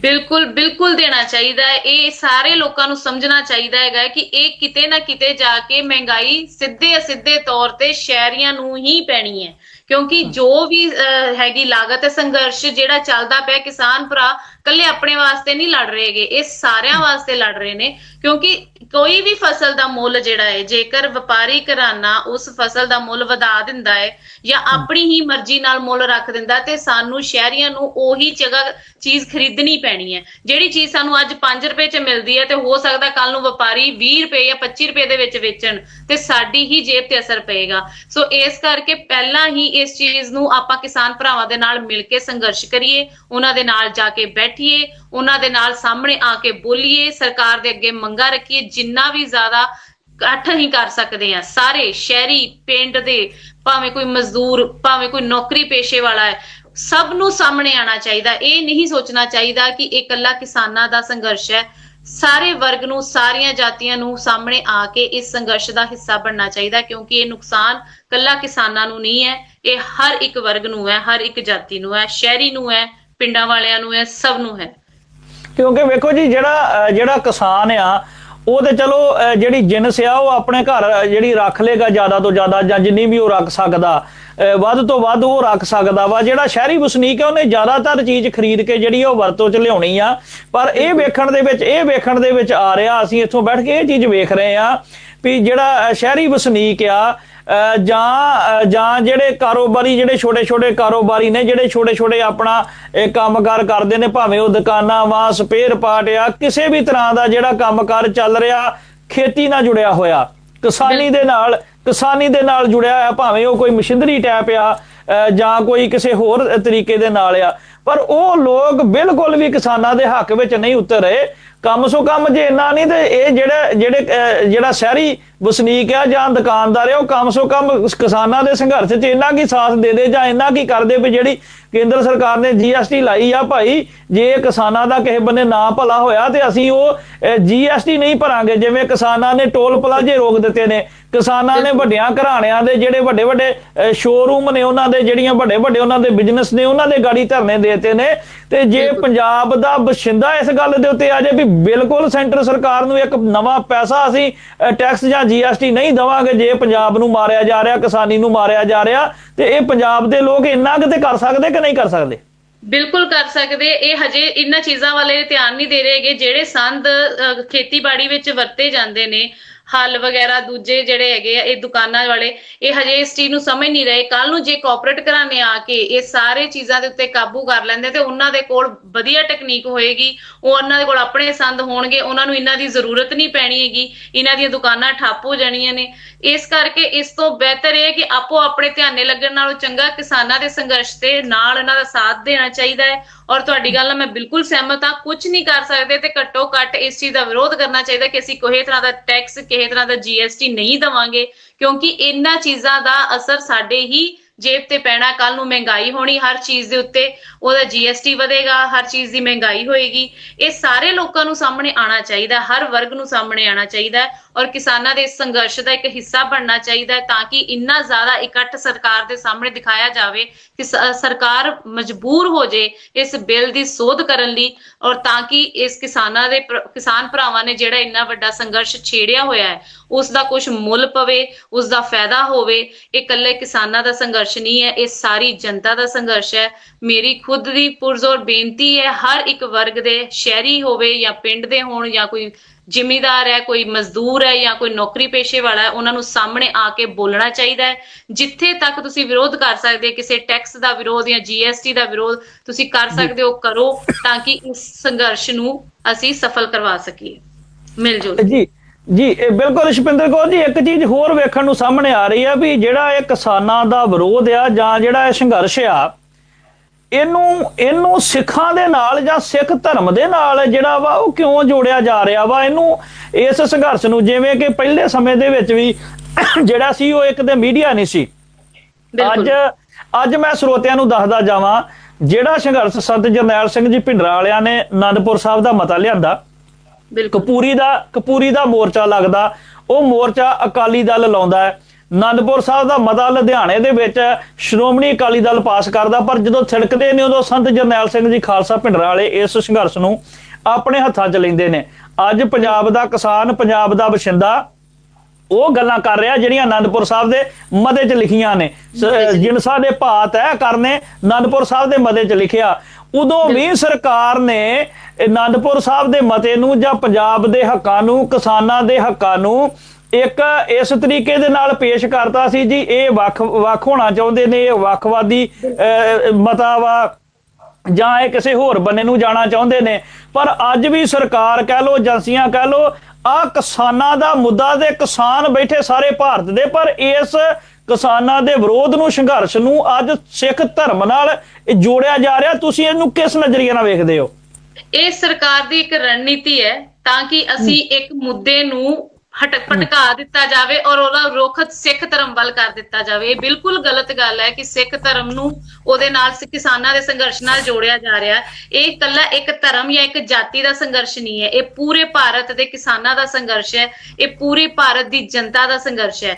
ਉਦੋਂ ਵੀ ਸੰਤਾਂ ਦੇ ਸਮੇਂ ਤੇ ਵੀ ਇਹੀ ਮੁੱਦੇ ਉਠਾਏ ਗਏ ਸੀ, ਉਦੋਂ ਵੀ ਇੱਕ ਰਣਨੀਤੀ ਅਪਣਾਈ ਗਈ ਤਾਂ ਕਿ ਇਸ ਮੁੱਦੇ ਤੋਂ ਭਟਕਾ ਕੇ ਦੂਜੇ ਪਾਸੇ ਵੱਲ ਜਨਤਾ ਦਾ ਧਿਆਨ ਲਾਇਆ ਗਿਆ, और जो कि उस चीज से कामयाब भी होए कुछ हद तक। लेकिन ਅੱਜ ਵੀ ਉਹੀ ਇੱਕ ਦੌਰ ਚੱਲਦਾ ਪਿਆ। ਇਹ ਸਾਰੀ ਜਨਤਾ ਨੂੰ, ਸਾਰੀ ਭਾਰਤ ਦੀ ਜਨਤਾ ਨੂੰ, ਕਿਸਾਨਾਂ ਨੂੰ, ਸਾਰੇ ਵਰਗ ਨੂੰ ਸਮਝਣਾ ਚਾਹੀਦਾ ਹੈ ਕਿ ਇਹ ਇੱਕ ਜਾਤੀ ਤੇ ਇੱਕ ਧਰਮ ਦਾ ਸੰਘਰਸ਼ ਨਹੀਂ ਹੈ, ਇਹ ਕੋਈ ਵਿਰੋਧ ਨਹੀਂ ਹੈ, ਕੋਈ ਇੱਕ ਧਰਮ ਜਾਂ ਕੋਈ ਜਾਤੀ ਇਸ ਚੀਜ਼ ਦਾ ਵਿਰੋਧ ਨਹੀਂ ਕਰ ਰਿਹਾ।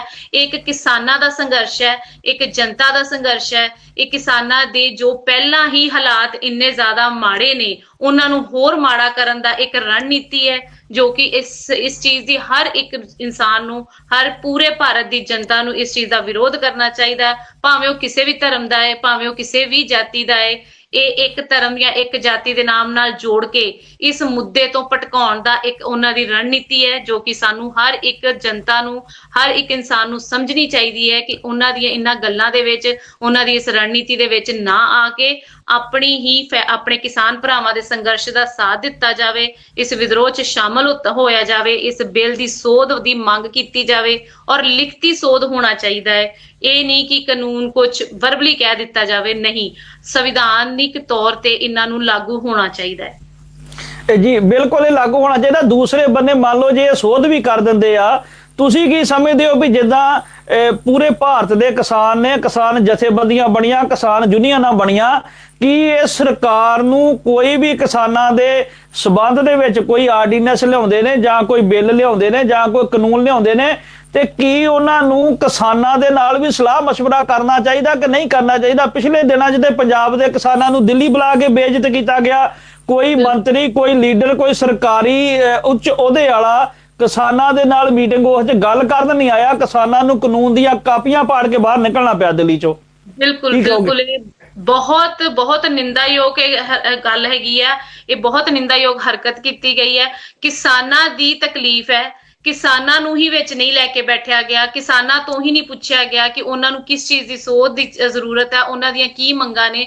ਉਹਨਾਂ ਨੂੰ ਇਹ ਸਾਰੇ ਜੋ ਵੀ ਆਰਡੀਨੈਂਸ ਦੇ ਵਿੱਚ ਬਿੱਲ ਦੇ ਵਿੱਚ ਜੋ ਸੋਧ ਕੀਤੀ ਜਾਣੀ ਹੈ, ਉਹਨਾਂ ਨੂੰ ਕਿਸਾਨਾਂ ਨੂੰ ਅੱਗੇ ਰੱਖ ਕੇ ਉਹਨਾਂ ਦੀਆਂ ਮੰਗਾਂ ਨੂੰ ਧਿਆਨ ਰੱਖ ਕੇ ਹੀ ਸੋਧ ਕਰਨੀ ਚਾਹੀਦੀ ਹੈ। ਜਿਨ੍ਹਾਂ ਦਾ ਸੰਘਰਸ਼ ਹੈ, ਜੇਕਰ ਅਸੀਂ ਉਹਨਾਂ ਨੂੰ ਹੀ ਅਣਦੇਖਿਆ ਕਰਾਂਗੇ ਤੇ ਉਹਦੇ ਵਿੱਚ ਫਿਰ ਸੋਧ ਕੀ ਕੀਤੀ ਜਾਏਗੀ? ਉਹਨਾਂ ਨੂੰ ਕੀ ਫਾਇਦਾ ਹੋਇਆ ਇੰਨੇ ਸੰਘਰਸ਼ ਦਾ? ਇਹ ਜਿਹੜੇ ਰਾਜਨੀਤਿਕ ਪਾਰਟੀਆਂ ਨੇ, ਇਹਨਾਂ ਨੂੰ ਵੋਟਾਂ, ਇਹਨਾਂ ਜਨਤਾ ਨੇ, ਇਹਨਾਂ ਕਿਸਾਨਾਂ ਨੇ, ਸ਼ਹਿਰੀ ਹੋਣ ਜਾਂ ਭਾਵੇਂ ਪਿੰਡਾਂ ਦੇ ਲੋਕ ਹੋਣ, ਇਹਨਾਂ ਨੇ ਹੀ ਬਣਾਇਆ, ਆਪਣੇ ਹੀ ਵਾਸਤੇ ਬਣਾਇਆ। ਲੇਕਿਨ ਸਾਨੂੰ ਹੀ ਜਨਤਾ ਨੂੰ ਸਾਹਮਣੇ ਰੱਖ ਕੇ ਉਹਨਾਂ ਦੀਆਂ ਮੰਗਾਂ ਨੂੰ ਅਣਦੇਖਿਆ ਕਰਕੇ ਆਪਣੇ ਮਰਜ਼ੀ ਦੇ ਨਾਲ ਬਿੱਲ ਪਾਸ ਕੀਤੇ ਜਾ ਰਹੇ ਜਾਂ ਉਹਨਾਂ 'ਚ ਸੋਧ ਕੀਤੀ ਜਾ ਰਹੀ ਹੈ, ਜੋ ਕਿ ਬਿਲਕੁਲ ਗਲਤ ਹੈ। ਇਹ ਕਿਸਾਨਾਂ ਦਾ ਸੰਘਰਸ਼ ਹੈ, ਕਿਸਾਨਾਂ ਦੀ ਮੰਗਾਂ ਨੂੰ ਧਿਆਨ 'ਚ ਰੱਖ ਕੇ ਇਸ ਬਿੱਲ ਦੇ ਵਿੱਚ ਸੋਧ ਕੀਤੀ ਜਾਣੀ ਚਾਹੀਦੀ। ਜੀ ਰਸ਼ਪਿੰਦਰ ਕੌਰ ਜੀ, ਤਕਰੀਬਨ ਆਪਾਂ ਪ੍ਰੋਗਰਾਮ ਦੇ ਆਖਰੀ ਸਮੇਂ ਵੱਲ ਨੂੰ ਜਿਹੜਾ ਵੱਧ ਰਹੇ ਆ, ਤੇ ਮੈਂ ਕੋਈ ਸਵਾਲ ਆਪ ਕੋ ਨਾ ਪੁੱਛ ਸਕਿਆ ਹੋਵਾਂ ਜਾਂ ਆਪ ਦੇ ਕੋਈ ਸਰੋਤਿਆਂ ਦੀ ਆਵਾਜ਼ੇ ਕੌਮ ਟੀਵੀ ਦੇ ਸਰੋਤੇ ਜਿਹੜੇ ਵੇਖ ਰਹੇ ਨੇ ਉਹਨਾਂ ਦੀ ਬਾਬਤ ਆਪ ਜੀ ਕੋਈ ਰੱਖਣਾ ਚਾਹੋ, ਕਿਸਾਨਾਂ ਦੇ ਮੁੱਦੇ ਵਾਸਤੇ ਹੀ, ਕਿਸਾਨਾਂ ਦੇ ਵਿਰੋਧ ਵਾਸਤੇ ਕੋਈ ਚੰਗੀਆਂ ਗੱਲਾਂ, ਜਾਂ ਜਿਹੜਾ ਮੈਂ ਸਵਾਲ ਆਪ ਨੂੰ ਕੋਈ ਨਾ ਪੁੱਛ ਸਕਿਆ ਹੋਵਾਂ, ਆਪ ਜੀ ਕਹਿਣਾ ਚਾਹੋ ਤੇ ਬਿਲਕੁਲ ਗੱਲ ਕਰ ਸਕਦੇ ਹੋ। ਬਿਲਕੁਲ, ਮੈਂ ਇਹੀ ਕਹਿਣਾ ਚਾਹੁੰਦੀ ਆ, ਇੱਕ ਮੈਸੇਜ ਹੀ ਦੇਣਾ ਚਾਹੁੰਦੀ ਆ ਕਿ ਜਿਸ ਤਰ੍ਹਾਂ ਸਿੰਗਰਸ ਨੇ ਆ ਕੇ ਸਪੋਰਟ ਕੀਤੀ ਹੈ ਕਿਸਾਨਾਂ ਦੇ ਸੰਘਰਸ਼ ਨੂੰ, ਸਾਨੂੰ ਵੀ ਸਾਰਿਆਂ ਨੂੰ, ਹਰ ਇੱਕ ਵਰਗ ਨੂੰ ਜੋ ਵੀ ਆਪਣੇ ਥਾਂ ਤੇ ਸਪੋਰਟ ਕਰ ਸਕਦਾ ਹੈ ਕਿਸਾਨਾਂ ਦੇ ਸੰਘਰਸ਼ ਲਈ, ਉਹ ਸਪੋਰਟ ਕਰਨੀ ਚਾਹੀਦੀ ਹੈ। ਆਪਣੇ ਘਰਾਂ 'ਚ ਨਾ ਬੈਠੋ, ਸੜਕਾਂ ਤੇ ਆਓ, ਕਿਸਾਨਾਂ ਦੇ ਨਾਲ ਆ ਕੇ ਬੈਠੋ, ਧਰਨਿਆਂ ਦੇ ਵਿੱਚ ਬੈਠੋ, ਉਹਨਾਂ ਨੂੰ ਸਾਹਮਣੇ ਆ ਕੇ ਮੀਡੀਆ ਦੇ ਵਿੱਚ, ਸਰਕਾਰਾਂ ਦੇ ਸਾਹਮਣੇ ਆ ਕੇ ਬੋਲੋ ਕਿ ਅਸੀਂ ਕਿਸਾਨਾਂ ਦੇ ਸੰਘਰਸ਼ ਦੇ ਨਾਲ ਆ। ਮੈਂ ਖੁਦ ਇੱਕ ਜ਼ਿਮੀਂਦਾਰ ਪਰਿਵਾਰ ਨਾਲ ਸੰਬੰਧਿਤ ਹਾਂ, ਔਰ ਮੈਂ ਇੱਕ ਲੇਖਕ ਹੋਣ ਦੇ ਨਾਤੇ ਵੀ, ਇੱਕ ਜ਼ਿਮੀਂਦਾਰ ਸਮਾਜ ਦੇ ਨਾਲ ਹੋਣ ਦੇ ਨਾਤੇ, ਉਹਨਾਂ ਦੇ ਪਰਿਵਾਰ ਦੀ ਧੀ ਹੋਣ ਦੇ ਨਾਤੇ ਮੈਂ ਸਪੋਰਟ ਕਰ ਰਹੀ ਕਿਸਾਨਾਂ ਨੂੰ, ਕਿਸਾਨਾਂ ਦੇ ਸੰਘਰਸ਼ ਨੂੰ। ਰਿਕੁਐਸਟ ਕਰਦੀ ਹਾਂ ਕਿ ਹਰ ਇੱਕ ਵਰਗ ਆ ਕੇ ਸਾਹਮਣੇ ਸੰਘਰਸ਼ ਦਾ ਇੱਕ ਹਿੱਸਾ ਬਣੇ, ਇੰਨਾ ਜ਼ਿਆਦਾ ਇਕੱਠ ਕੀਤਾ ਜਾਵੇ ਤਾਂ ਕਿ ਸਰਕਾਰ ਦੇ ਕੰਨਾਂ ਤੱਕ ਆਵਾਜ਼ ਪਹੁੰਚੇ ਕਿਸਾਨਾਂ ਦੀ, ਕਿਸਾਨਾਂ ਦੀਆਂ ਤਕਲੀਫਾਂ ਉਹਨਾਂ ਦੇ ਸਾਹਮਣੇ ਰੱਖੀਆਂ ਜਾਣ, ਕਿਸਾਨਾਂ ਦੀਆਂ ਮੰਗਾਂ ਉਹਨਾਂ ਸਾਹਮਣੇ ਰੱਖੀਆਂ ਜਾਣ, ਇਸ ਬਿੱਲ ਦੇ ਵਿੱਚ ਸੋਧ ਕੀਤੀ ਜਾਵੇ ਜੋ ਕਿ ਬਹੁਤ ਜ਼ਰੂਰੀ ਹੈ। ਸੋ ਮੇਰੀ ਇਹੀ ਬੇਨਤੀ ਹੈ ਸਾਰਿਆਂ ਅੱਗੇ, ਸਾਰੇ ਸ਼ਹਿਰੀਆਂ ਅੱਗੇ, ਆਪਣੀ ਨੌਕਰੀ ਪੇਸ਼ੇ, ਆਪਣੇ ਬਹੁਤ ਹੀ ਜ਼ਿਆਦਾ ਕੀਮਤੀ ਸਮੇਂ ਵਿੱਚੋਂ ਆਪਣਾ ਸਮਾਂ ਕੱਢ ਕੇ ਧਰਨਿਆਂ ਵਿੱਚ ਸ਼ਾਮਲ ਹੋਵੋ, ਧਰਨਿਆਂ ਵਿੱਚ ਜਾ ਕੇ ਬੈਠੋ, ਮੀਡੀਆ 'ਚ ਬੋਲੋ, ਜਿੱਥੇ ਵੀ ਤੁਸੀਂ ਸਪੋਰਟ ਕਰ ਸਕਦੇ ਹੋ। ਕੋਈ ਟੈਕਸ ਦੀ ਆਪਾਂ ਛੂਟ ਮੰਗ ਸਕਦੇ, ਆਪਾਂ GST ਨੂੰ ਦੇਣਾ ਮਨਾ ਕਰ ਸਕਦੇ, ਆਪਾਂ ਟੈਕਸ ਦੇਣ ਤੋਂ ਮਨਾ ਕਰ ਸਕਦੇ, ਜੋ ਵੀ ਅਸੀਂ ਕਰ ਸਕਦੇ ਹਾਂ ਕਿਸਾਨਾਂ ਦੀ ਸਪੋਰਟ ਵਾਸਤੇ ਸਾਨੂੰ ਕਰਨਾ ਚਾਹੀਦਾ, ਸਾਨੂੰ ਸਾਹਮਣੇ ਆ ਕੇ ਬੋਲਣਾ ਚਾਹੀਦਾ। ਹਾਂਜੀ ਰਸ਼ਪਿੰਦਰ ਕੌਰ ਜੀ, ਜਿਵੇਂ ਤੁਸੀਂ ਕਿਹਾ ਵੀ ਤੁਸੀਂ ਸ਼ਹਿਰੀਆਂ ਨੂੰ ਬੇਨਤੀ ਕਰਦੇ ਹੋ, ਚਲੋ ਜੇ ਸ਼ਹਿਰੀ ਕਹਿਣ ਜੀ ਅਸੀਂ ਨੌਕਰੀਆਂ ਤੇ ਜਾਂਦੇ ਆ ਜਾਂ ਅਸੀਂ ਕਾਰੋਬਾਰਾਂ 'ਚ ਬਿਜੀ ਆ, ਤੇ ਜਿਹੜੀ ਸਰਕਾਰ ਨੇ ਕਾਨੂੰਨ ਪਾਸ ਕੀਤਾ, ਇਸ ਭਾਜਪਾ ਸਰਕਾਰ ਨੇ, ਭਾਰਤੀ ਜਨਤਾ ਪਾਰਟੀ ਨੇ, ਉਹਦੇ ਤਕਰੀਬਨ ਜਿੰਨੇ ਵੀ ਲੀਡਰ ਆ ਉਹ ਜ਼ਿਆਦਾਤਰ ਸ਼ਹਿਰਾਂ ਤੋਂ ਬਿਲੋਂਗ ਕਰਦੇ ਆ, ਭਾਵੇਂ ਵੱਡੇ ਵੱਡੇ ਜਿਹੜੇ ਸ਼ਹਿਰ ਆ, ਜਿਵੇਂ ਸ੍ਰੀ ਅੰਮ੍ਰਿਤਸਰ ਸਾਹਿਬ 'ਚ ਤੁਸੀਂ ਰਹਿੰਦੇ ਹੋ, ਜਾਂ ਜਲੰਧਰ, ਲੁਧਿਆਣਾ, ਤੇ ਕੀ ਜਿਹੜੇ ਸ਼ਹਿਰਾਂ ਦੇ ਵਸਨੀਕ ਨੇ, ਸ਼ਹਿਰਾਂ ਦੇ ਜਿਹੜੇ ਲੋਕ ਨੇ, ਹੋਰ ਕੁਛ ਨਹੀਂ, ਤੇ ਉਹਨਾਂ ਨੂੰ ਛੋਟੀਆਂ ਛੋਟੀਆਂ ਚਿੱਠੀਆਂ ਲਿਖ ਕੇ ਜਾਂ ਆਪਣਾ ਇਦਾਂ ਦਾ ਹੀ ਰੋਸ ਜ਼ਾਹਰ ਕਰ ਲੈਣ, ਉਹਨਾਂ ਜਿਹੜੇ ਭਾਜਪਾ ਦੇ ਲੀਡਰ ਨੇ, ਭਾਵੇਂ MLA ਆ ਕੋਈ, ਭਾਵੇਂ ਮੰਤਰੀ ਆ, ਤੇ ਭਾਵੇਂ ਉਹਨਾਂ ਦਾ ਕਿਸੇ ਵੀ ਤਰੀਕੇ ਦਾ ਕਿਸੇ ਅਹੁਦੇ ਦੇ ਉੱਤੇ ਬੈਠਾ ਹੋਇਆ ਸ਼ਹਿਰੀ ਅਧਿਕਾਰ ਖੇਤਰ ਦੇ ਵਿੱਚ ਜ਼ਿਆਦਾ ਭਾਜਪਾ ਦੇ ਲੀਡਰ ਨੇ, ਤੇ ਕੀ ਉਹਨਾਂ ਨੂੰ ਲਿਖਤੀ ਜਾਂ ਕਿਸੇ ਤਰੀਕੇ ਦੇ ਨਾਲ ਇਦਾਂ ਵੀ ਕੋਈ ਰੋਸ ਕਰ ਸਕਦੇ ਕਿ ਨਹੀਂ? ਥੋੜਾ ਬਹੁਤਾ ਤੇ ਸ਼ਹਿਰ ਵਾਲੇ ਵਸਨੀਕਾਂ ਨੂੰ ਵੀ ਤੇ ਉੱਠਣਾ ਚਾਹੀਦਾ ਨਾ ਆਪਣੇ ਕਿਸਾਨਾਂ ਦੇ ਹੱਕ ਵਾਸਤੇ, ਕਿਉਂਕਿ ਕਿਸਾਨ ਹੀ ਸਵੇਰੇ ਜਿਹੜਾ ਉਹ ਦੁੱਧ ਆ ਉਹ ਕਿਸਾਨ ਹੀ ਸ਼ਹਿਰਾਂ ਦੇ ਵਿੱਚ ਪਹੁੰਚਾ ਰਿਹਾ, ਜਿੰਨੀਆਂ ਵੀ ਸਬਜ਼ੀਆਂ ਨੇ ਉਹ ਕਿਸਾਨ ਵਿਚਾਰਾ ਰਾਤ ਨੂੰ ਤੋੜਦਾ ਧੋਂਦਾ, ਸਵੇਰੇ 3-4 ਵਜੇ ਉੱਠ ਕੇ ਤੇ ਫਿਰ ਮੰਡੀ 'ਚ ਲਿਆ ਕੇ ਉਹ ਸ਼ਹਿਰੀ ਲੋਕਾਂ ਤੱਕ ਜਿਹੜਾ ਪਹੁੰਚਾ ਰਿਹਾ। ਤੇ ਸ਼ਹਿਰੀ ਵਸਨੀਕਾਂ ਨੂੰ ਮੇਰੀ ਬੇਨਤੀ ਹੈ ਵੀ ਇਹਨਾਂ ਨੂੰ ਥੋੜਾ ਬਹੁਤਾ ਕਿਸੇ ਨਾ ਕਿਸੇ ਤਰੀਕੇ ਦੇ ਸੰਘਰਸ਼ 'ਚ ਅੱਗੇ ਆਉਣਾ ਚਾਹੀਦਾ, ਭਾਵੇਂ ਕੋਈ ਲਿਖਤੀ ਜਾਂ ਕਹਿ ਕੇ, ਜਾਂ ਜਿਹੜੇ ਉਹਨਾਂ ਦੇ ਵਾਰਡਾਂ ਦੇ ਕੌਂਸਲਰ ਨੇ, ਜਾਂ ਜਿਹੜੇ ਉਹਨਾਂ ਦੇ MLA ਨੇ, ਜਿਹੜੇ ਲੀਡਰ ਨੇ, ਰਾਜ ਸਭਾ ਦੇ ਮੈਂਬਰ ਨੇ, ਉਹਨਾਂ ਦੇ ਘਰ ਅੱਗੇ ਜਾ ਕੇ ਥੋੜਾ ਬਹੁਤਾ ਵਿਰੋਧ ਕਰਨ ਵਾਸਤੇ ਇਹਨਾਂ ਨੂੰ ਅੱਗੇ ਆਉਣਾ ਚਾਹੀਦਾ ਕਿ ਨਹੀਂ ਆਉਣਾ ਚਾਹੀਦਾ? ਕੀ ਕਹੋਗੇ? ਬਿਲਕੁਲ ਆਉਣਾ ਚਾਹੀਦਾ। ਮੈਂ ਆਨੀ ਹੈ ਕਿ ਇਹ ਲਿਖਤੀ ਮੰਗ ਪੱਤਰ ਹੋਣੇ ਚਾਹੀਦੇ ਨੇ, ਜਿੱਥੇ ਆਪਣੇ ਕੌਂਸਲਰ ਨੇ, MP ਨੇ, MLA ਨੇ, ਉਹਨਾਂ ਦੇ ਘਰਾਂ ਦੇ ਜਾ ਕੇ ਆਪਾਂ ਨੂੰ ਅੱਗੇ ਧਰਨੇ ਦੇਣੇ ਚਾਹੀਦੇ, ਉਹਨਾਂ ਦੇ ਘਰਾਂ ਕਰਨੇ ਚਾਹੀਦੇ ਨੇ, ਲਿਖਤੀ ਆਪਣੀਆਂ ਮੰਗਾਂ ਦੇਣੀਆਂ ਚਾਹੀਦੀਆਂ ਨੇ। ਜਿੰਨੇ ਵੀ ਆਪਣੇ ਸ਼ਹਿਰ ਦੇ ਵਿੱਚ NGO ਨੇ, ਸਮਾਜ ਸੇਵੀ ਸੰਸਥਾਵਾਂ ਨੇ, ਉਹਨਾਂ ਨੂੰ ਸਭ ਨੂੰ ਸਾਹਮਣੇ ਆਉਣਾ ਚਾਹੀਦਾ ਹੈਗਾ ਹੈ। ਸਾਰੇ ਅਸੀਂ ਇਕਜੁੱਟ ਹੋ ਕੇ ਕਿਸਾਨ ਭਰਾਵਾਂ ਦੇ ਨਾਲ ਬੈਠਾਂਗੇ ਤੇ ਉਹਨਾਂ ਦੀਆਂ ਮੰਗਾਂ ਨੂੰ ਪੂਰੀਆਂ ਕਰਨ ਦੀ ਬੇਨਤੀ ਅੱਗੇ ਕਰਾਂਗੇ। ਲਿਖਤੀ ਵੀ ਮੰਗ ਹੋਣੀ ਚਾਹੀਦੀ ਹੈ। ਕਿਤੇ ਵੀ ਤੁਸੀਂ ਆਪਣੇ ਜਿਹੜੇ ਵੀ ਭਾਜਪਾ ਸਰਕਾਰ ਹੈ ਜਾਂ ਆਪਣੀ ਕੈਪਟਨ ਸਰਕਾਰ ਹੈ ਜਾਂ ਕੋਈ ਵੀ ਸਰਕਾਰ ਆਪਣਾ ਜਿਹੜਾ ਹੈਗਾ MP ਹੈ ਜਾਂ MLA ਆਪਾਂ ਉਹਨਾਂ ਦੇ ਅੱਗੇ ਮੰਗ ਪੱਤਰ ਰੱਖੀਏ, ਲਿਖਤੀ ਰੱਖੀਏ, ਘਰਾ ਕਰੀਏ, ਧਰਨੇ ਦਈਏ, ਉਹਨਾਂ ਦੇ ਨਾਲ ਆ ਕੇ ਬੈਠੀਏ, ਉਹਨਾਂ ਦੀ ਤਕਲੀਫ ਦਾ ਇੱਕ ਹਿੱਸਾ ਬਣੀਏ। ਸਾਨੂੰ ਸਾਰਿਆਂ ਨੂੰ ਇਹ ਕਰਨਾ ਚਾਹੀਦਾ ਹੈ। ਇਹ ਕਿਤੇ ਨਾ ਕਿਤੇ ਇਸ ਚੀਜ਼ ਦਾ ਅਸਰ ਆਉਣ ਵਾਲੇ ਸਮੇਂ 'ਚ ਸਾਡੇ ਤੇ ਵੀ ਪੈਣਾ ਹੈ। ਹਰ ਚੀਜ਼ ਦੀ ਮਹਿੰਗਾਈ ਹੋਏਗੀ ਔਰ ਸਾਡੀ ਹੀ ਜੇਬ ਤੇ ਅਸਰ ਪੈਣਾ ਹੈ। ਮੈਂ ਇਸ ਕਰਕੇ ਬੇਨਤੀ ਕਰਦੀ ਹਾਂ ਹਰ ਇੱਕ ਸ਼ਹਿਰੀ ਨੂੰ, ਹਰ ਇੱਕ ਸਮਾਜ ਸੇਵੀ ਸੰਸਥਾ ਨੂੰ, ਹਰ ਇੱਕ ਜਥੇਬੰਦੀ ਨੂੰ ਕਿ ਕਿਸਾਨ ਭਰਾਵਾਂ ਦੇ ਨਾਲ ਸੰਘਰਸ਼ ਦੇ ਵਿੱਚ ਸ਼ਾਮਲ ਹੋਵੋ, ਉਹਨਾਂ ਨੂੰ ਸਪੋਰਟ ਕਰੋ, ਸਾਹਮਣੇ ਆ ਕੇ ਬੋਲੋ, ਲਿਖਤੀ ਮੰਗ ਪੱਤਰ ਦਵੋ। ਅਸੀਂ ਜੋ ਵੀ ਸਪੋਰਟ ਕਰ ਸਕਦੇ ਹਾਂ ਸਾਨੂੰ ਕਰਨੀ ਚਾਹੀਦੀ ਹੈ। ਜੀ ਰਿਸ਼ਪਿੰਦਰ ਕੌਰ ਜੀ, ਮੈਂ ਬਹੁਤ ਆਪ ਜੀ ਦਾ ਧੰਨਵਾਦ ਕਰਾਂਗਾ, ਕਿਉਂਕਿ ਜੇ ਆਪਾਂ ਟਾਈਮ ਦੀ ਗੱਲ ਕਰੀਏ ਤੇ ਇਸ ਵੇਲੇ ਜਿਹੜਾ ਭਾਰਤ ਦਾ ਟਾਈਮ ਜਾਂ ਪੰਜਾਬ ਦੇ ਵਿੱਚ ਜਿਹੜਾ ਟਾਈਮ ਆ ਤਕਰੀਬਨ 12 ਵਜੇ ਤੋਂ ਉੱਪਰ ਦਾ ਟਾਈਮ ਜਿਹੜਾ ਹੋ ਗਿਆ ਹੋਣਾ। ਤੁਸੀਂ ਜਿਹੜਾ ਸਾਨੂੰ ਆਵਾਜ਼ੇ ਕੌਮ ਨੂੰ ਆਪਣੇ ਵਿਚਾਰ ਰੱਖਣ ਦਾ ਜਿਹੜਾ ਉਹ ਸਮਾਂ ਦਿੱਤਾ, ਆਪ ਜੀ ਦਾ ਬਹੁਤ ਬਹੁਤ ਧੰਨਵਾਦ ਕਰਦੇ ਹਾਂ। ਜਿਹੜੇ ਸਰੋਤੇ ਸਾਡਾ ਪ੍ਰੋਗਰਾਮ ਦੇਖ ਰਹੇ ਨੇ, ਜਾਂ ਇਹਨਾਂ ਨੂੰ ਬੇਨਤੀ ਵੱਧ ਤੋਂ ਵੱਧ ਇਹਨੂੰ ਸ਼ੇਅਰ ਕਰਿਆ ਕਰੋ, ਵੱਧ ਤੋਂ ਵੱਧ ਇਹਨੂੰ ਹੋਰ ਲੋਕਾਂ ਤੱਕ ਪਹੁੰਚਾਓ, ਤਾਂ ਕਿ ਜਿਹੜੀ ਸਾਡੀ ਆਵਾਜ਼ ਆ ਇੰਟਰਨੈਸ਼ਨਲ ਤੌਰ ਦੇ ਉੱਪਰ ਦੁਨੀਆ ਦੇ ਕੋਨੇ-ਕੋਨੇ ਤੱਕ ਜਿਹੜੀ ਆ ਉਹ ਪਹੁੰਚ ਸਕੇ। ਸਾਡਾ ਫਰਜ਼ ਬਣਦਾ ਕਿ ਕਿਸਾਨਾਂ ਦੇ ਜਿਹੜਾ ਵਿਰੋਧ ਆ, ਕਿਸਾਨਾਂ ਦਾ ਜਿਹੜਾ ਰੋਸ ਆ, ਉਹਨੂੰ ਸਰਕਾਰਾਂ ਤੱਕ ਪਹੁੰਚਾਉਣਾ ਜਾਂ ਲੋਕਾਂ ਤੱਕ ਵੱਧ ਤੋਂ ਵੱਧ ਪਹੁੰਚਾਉਣਾ, ਤਾਂ ਕਿ ਇਹਦੇ ਵਿੱਚੋਂ ਜਿਹੜੀ ਇੱਕ ਚੰਗਾ ਲਹਿਰ ਉੱਠ ਸਕੇ, ਚੰਗਾ ਇੱਕ ਸੰਘਰਸ਼ ਨਿਕਲ ਸਕੇ, ਜਿਹਦੇ ਅੱਗੇ ਸਰਕਾਰਾਂ ਵੀ ਮਜਬੂਰ ਹੋ ਜਾਣ ਇਹ ਕਾਨੂੰਨ ਨੂੰ ਵਾਪਸ ਲੈਣ ਵਾਸਤੇ। ਸੋ ਆਵਾਜ਼ੇ ਕੌਮ TV ਜਿਹੜਾ ਵਾ ਉਹ ਹਰ ਸਮੇਂ ਜਿਹੜੀ ਹੈ ਕਿਸਾਨਾਂ ਦੀ, ਪੰਜਾਬ ਦੀ, ਸਿੱਖਾਂ ਦੀ, ਪੰਥ ਦੀ, ਗੁਰੂ ਗ੍ਰੰਥ ਸਾਹਿਬ ਦੀ ਆਵਾਜ਼ ਨੂੰ ਦੁਨੀਆ ਤੱਕ ਪਹੁੰਚਾਉਣ ਦਾ ਜਿਹੜਾ ਉਹ ਯਤਨ ਕਰ ਰਿਹਾ। ਸੋ ਆਪ ਨੂੰ ਪ੍ਰੋਗਰਾਮ ਕਿੱਦਾਂ ਦੇ ਲੱਗੇ, ਇਹਨੂੰ ਵੱਧ ਤੋਂ ਵੱਧ ਸ਼ੇਅਰ ਕਰਨਾ, ਫੋਲੋ ਕਰਨਾ ਜੀ। ਮੈਂ ਆਪਣੇ ਸੁਣ ਰਹੇ ਸਾਰੇ ਸਰੋਤਿਆਂ ਦਾ ਬਹੁਤ ਬਹੁਤ ਧੰਨਵਾਦ ਕਰਦਾ ਜੋ ਸਮਾਂ ਕੱਢ ਕੇ ਆਪ ਜੀ ਸੁਣਦੇ ਹੋ। ਵੱਧ ਤੋਂ ਵੱਧ ਸ਼ੇਅਰ ਕਰਨਾ। ਰਸ਼ਪਿੰਦਰ ਕੌਰ ਜੀ, ਆਪ ਜੀ ਦਾ ਦਿਲ ਦੀਆਂ ਗਹਿਰਾਈਆਂ ਤੋਂ ਸਮਾਂ ਦੇਣ ਲਈ ਬਹੁਤ ਬਹੁਤ ਧੰਨਵਾਦ। ਫਿਰ ਆਉਣ ਵਾਲੇ ਸਮੇਂ 'ਚ ਕਿਸੇ ਨਾ ਕਿਸੇ ਪ੍ਰੋਗਰਾਮ ਦੇ ਨਾਲ ਆਪ ਦੇ ਨਾਲ ਇਸ ਆਵਾਜ਼ੇ ਕੌਮ TV ਤੋਂ ਕਿਸੇ ਨਾ ਕਿਸੇ ਪ੍ਰੋਗਰਾਮ ਦੇ ਜਰੀਏ ਸੰਗਤਾਂ ਦੀ ਕਚਹਿਰੀ ਦੇ ਵਿੱਚ ਹਾਜ਼ਰ ਹੋਵਾਂਗੇ। ਤੇ ਤਦ ਤੱਕ ਦੀ ਦਿਓ ਇਜਾਜ਼ਤ। ਦੇਖਦੇ ਰਹਿਣਾ ਆਵਾਜ਼ੇ ਕੌਮ TV। ਵਾਹਿਗੁਰੂ ਜੀ ਕਾ ਖਾਲਸਾ, ਵਾਹਿਗੁਰੂ ਜੀ ਕੀ ਫਤਿਹ।